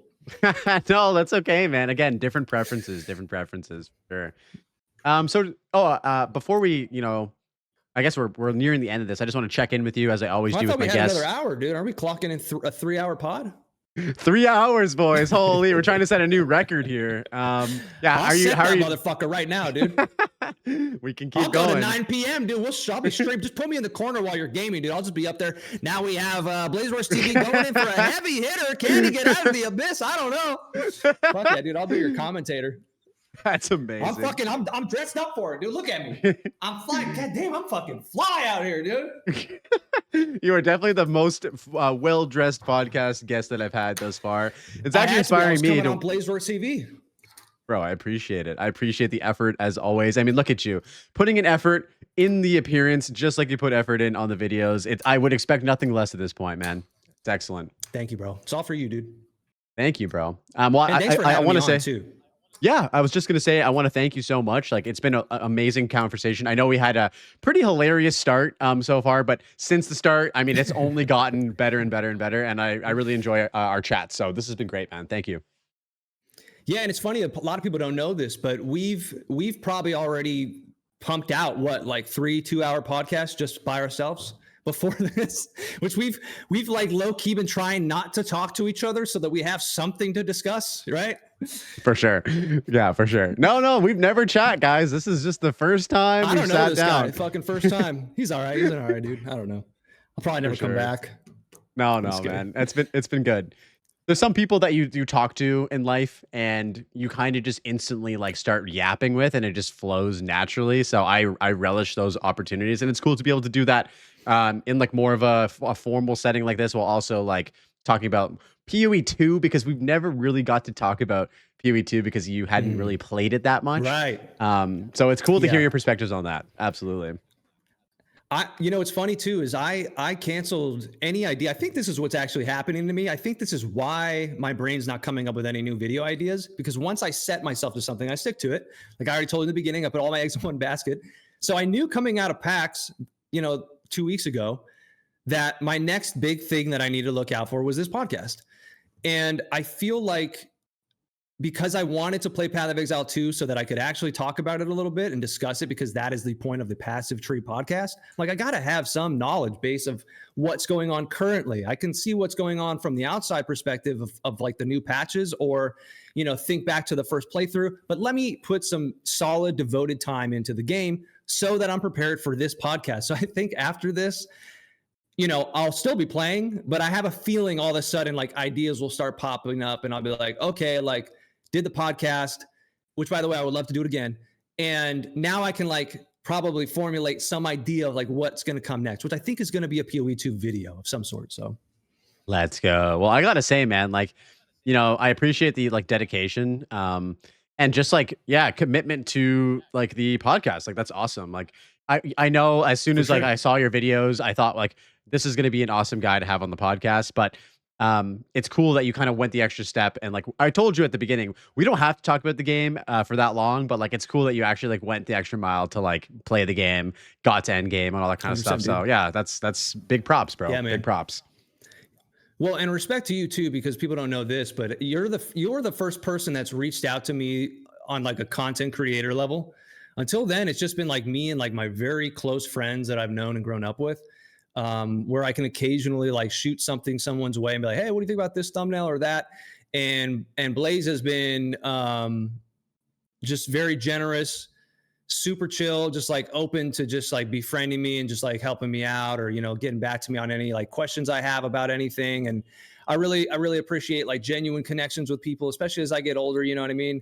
And especially somebody who's kind of like, we're kind of growing at the same time. I don't know exactly when you started, but I feel like you know what I mean? Like, so I could see us 5 years from now being up here, Doug, and still being homies and be like, yo, dude, remember when we were like popping off with 1K, 2K subs, and I hope there's a day that comes where we're the big boys, I'm going to try my best to make it happen with you.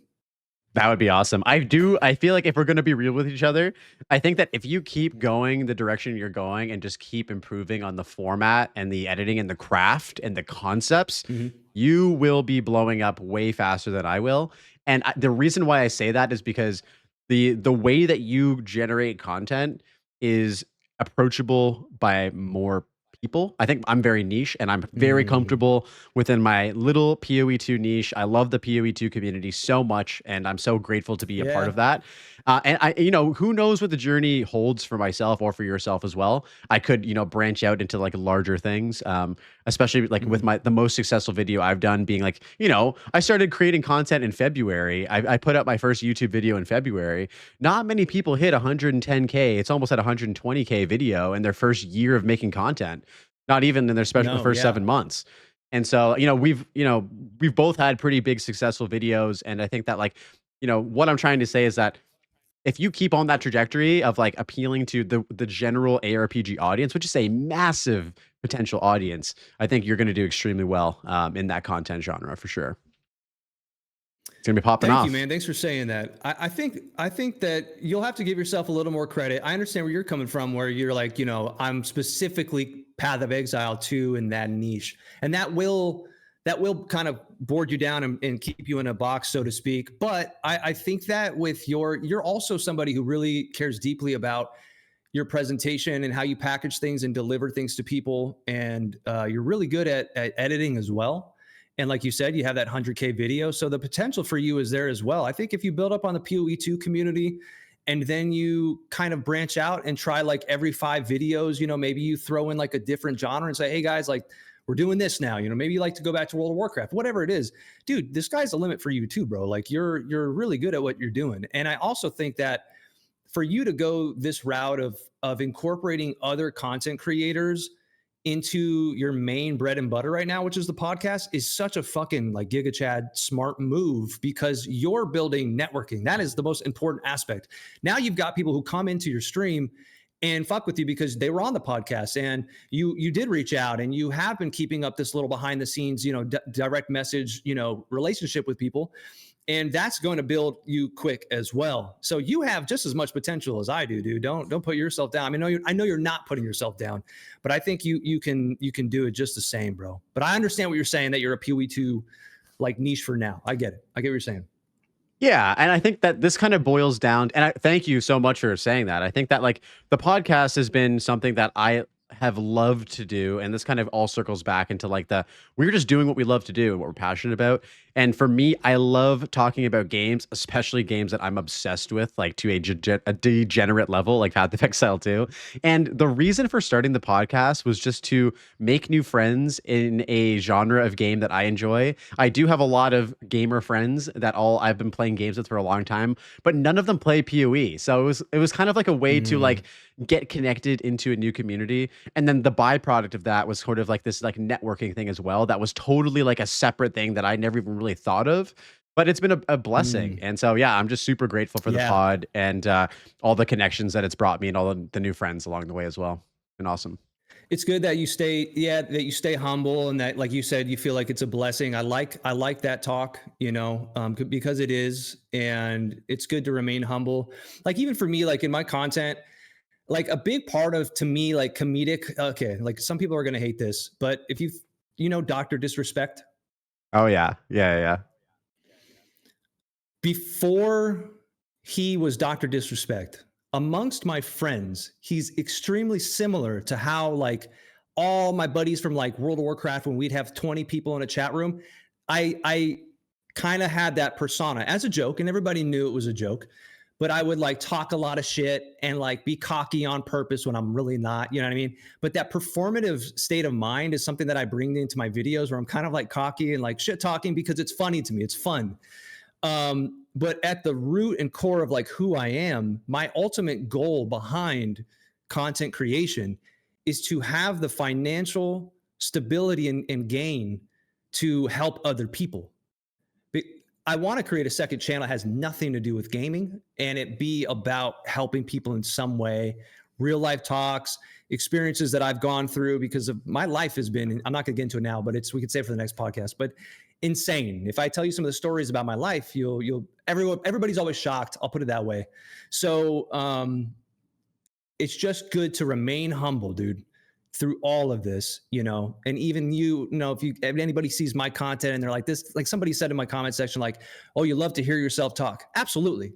All of us should love to hear ourselves talk. Fuck yeah, dude. I love myself. Because if I didn't love myself, I can't begin to love anybody else. I can't begin to put out content that I think is funny and other people are going to love. I have to love me. So I do love me because I'm the shit. You know what I mean? And I'll give the shirt off my back for somebody else in a heartbeat, but I'm not going to put away who I actually am and who I want to be and who I have fun being. You know what I mean? So fuck the haters.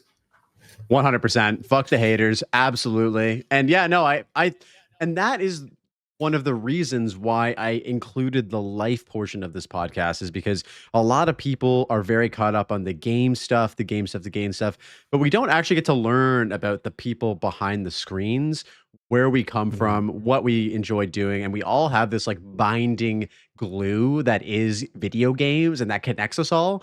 But through video games, it's always going to be a different experience that we'll go through.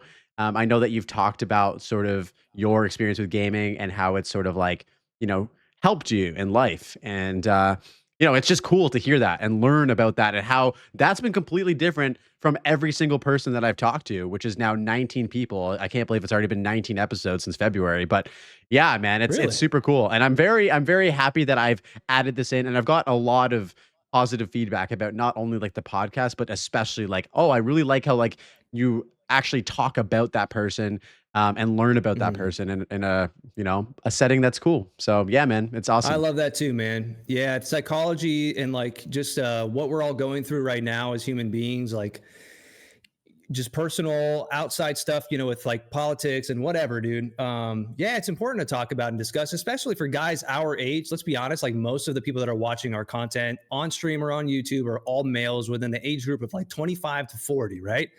And there's some outliers. There's people, a little bit further on that spectrum, but ultimately, dude, none of us are talking about like our day to day or how we're doing or mental health, all that stuff. And it's become so much more in the limelight now on social media and things like that. But I love getting into more of like a philosophical or psychological, like reasoning behind the reason why we do certain things, playing video games. Is it to fill a void? Is it because it's real, just for entertainment? Is it escape from reality? You know what I mean? So there's like, you could get into some deep discussions, and I would love to do that with you sometime, and we could really get in on a second podcast or something for sure. Oh, there's definitely going to be more than one Young YDoc podcast for sure, bro. Absolutely. Or we'd be here all night, dude. all night yapping. But yeah, bro, just to close out, man, I know we're at the 2-hour mark now. This is usually where I kind of like to tailor things down. I just wanted to ask you, what advice could you give to people that are looking to potentially start out in their content creation journey? Know that you want to do it. You need to actually want to do it. Don't do it for money. It's okay that that in the future you could make, financial gain out of it. That's fine. People are so scared to be like, if you want it for the money, get the fuck out of here. It's like, no, dude, we all know that it could generate money. That's fine. But like, don't go into it just for that. Like, do it because the idea of you doing it is actually fun. Then when you do it, if you're not having fun, stop doing it. Go do something else. You don't have to do it, right? And I would say don't take advice from people who haven't done what you're trying to do, because they haven't done it. So if somebody's not in it, and I mean, you and I know as content creators, the amount of shit behind the scenes that you have to learn, I'm not going to list it, but the list is huge, right? Massive, of things that you have to learn and do. If they haven't done that, they can't begin to speak on it and give you advice on it. So don't take advice from that, because the quickest way to kill a big dream is to introduce it to a small mind. That's another one that, if you have a solid vision and people are actually going to like what you have to put out there, just keep your head down and focus on the quality, remain persistent and consistent. But I guess what I'm saying is don't let outer voices affect your vision and your dream, dude. Because I had people in my corner that are some of the closest people to me that I could sense were not actually wanting to see me succeed. Because if I'm succeeding, they're still down here. And I you don't want to keep friends like that. So it's important to kind of like identify that, I feel like, and not let those people get to you. It could be family, right? But don't let those people get to you. If you have a solid vision, you know that there's an audience for it out there and people want to actually hear you and listen to you, or you know that you can put out quality content, fucking do it. Listen to your gut instinct, your feeling, and what your vision is, and go for it, dude. Don't let any outside sources or negativity fuck with you. Even people who are like, I'm not sure why are you doing this, or you should be doing that. Don't listen to them, dude. Do what you want to do. That's my advice.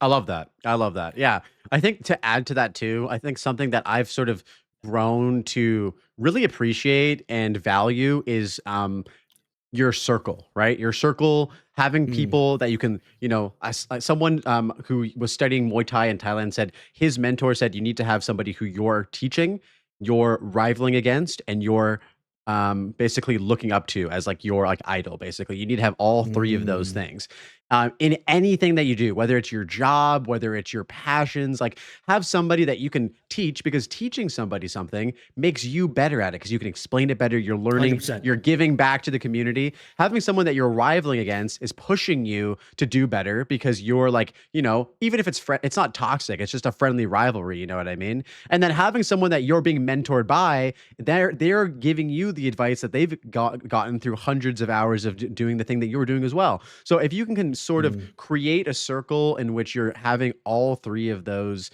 things covered, I think that is massive. And what a lot of people struggle to do is reach out. Like, for me, I'm a pretty extroverted guy. I used to work in the service industry as well as you did. So I was working as a server for many years. It taught me to be comfortable just like talking to dozens, if not hundreds of strangers every day. Talking or whatever. I can strike up a conversation with anybody on the street and we can immediately, as long as you're not like fucking weird, like be, friendly and have conversations with, right?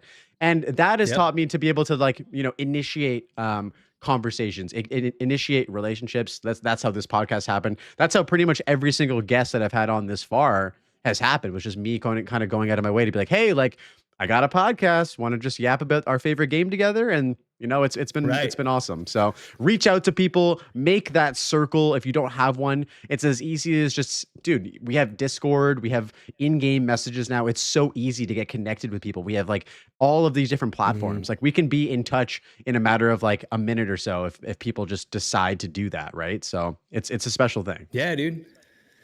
I totally hear you, man. I'm extroverted too, man. And it's a good feeling to be able to chop it up with anybody, dude. And I actually, like, my background coming from, I grew up in the hood, dude, right? Because the only white kid. I was on the basketball team.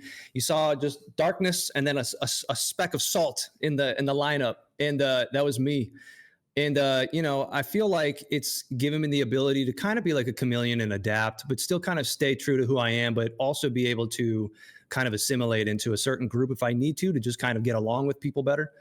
And that's like a skill that you just kind of develop over time. But it's a good feeling to like, I'll go in the grocery store, dude. I don't know. I'll be at Trader Joe's and I'll like see some like old lady. I love old people now. I used to be scared of old people. I love old people now, dude. Because they'll chop it up with you and they're like authentic, they're authentic motherfuckers. And they've lived life longer than you. So full respect to my elders. But I'll see like an old lady like grabbing something and I'll be like, I'll chop it up and they'll be like, hey, have you had that? Like, what's that like? And then they'll just open up and start telling you about their recipes that they cook at home for, I don't know, some fucking casserole. And I love that shit, dude. I'll just chop it up with anybody, It's a good feeling. Yeah. It's a good feeling.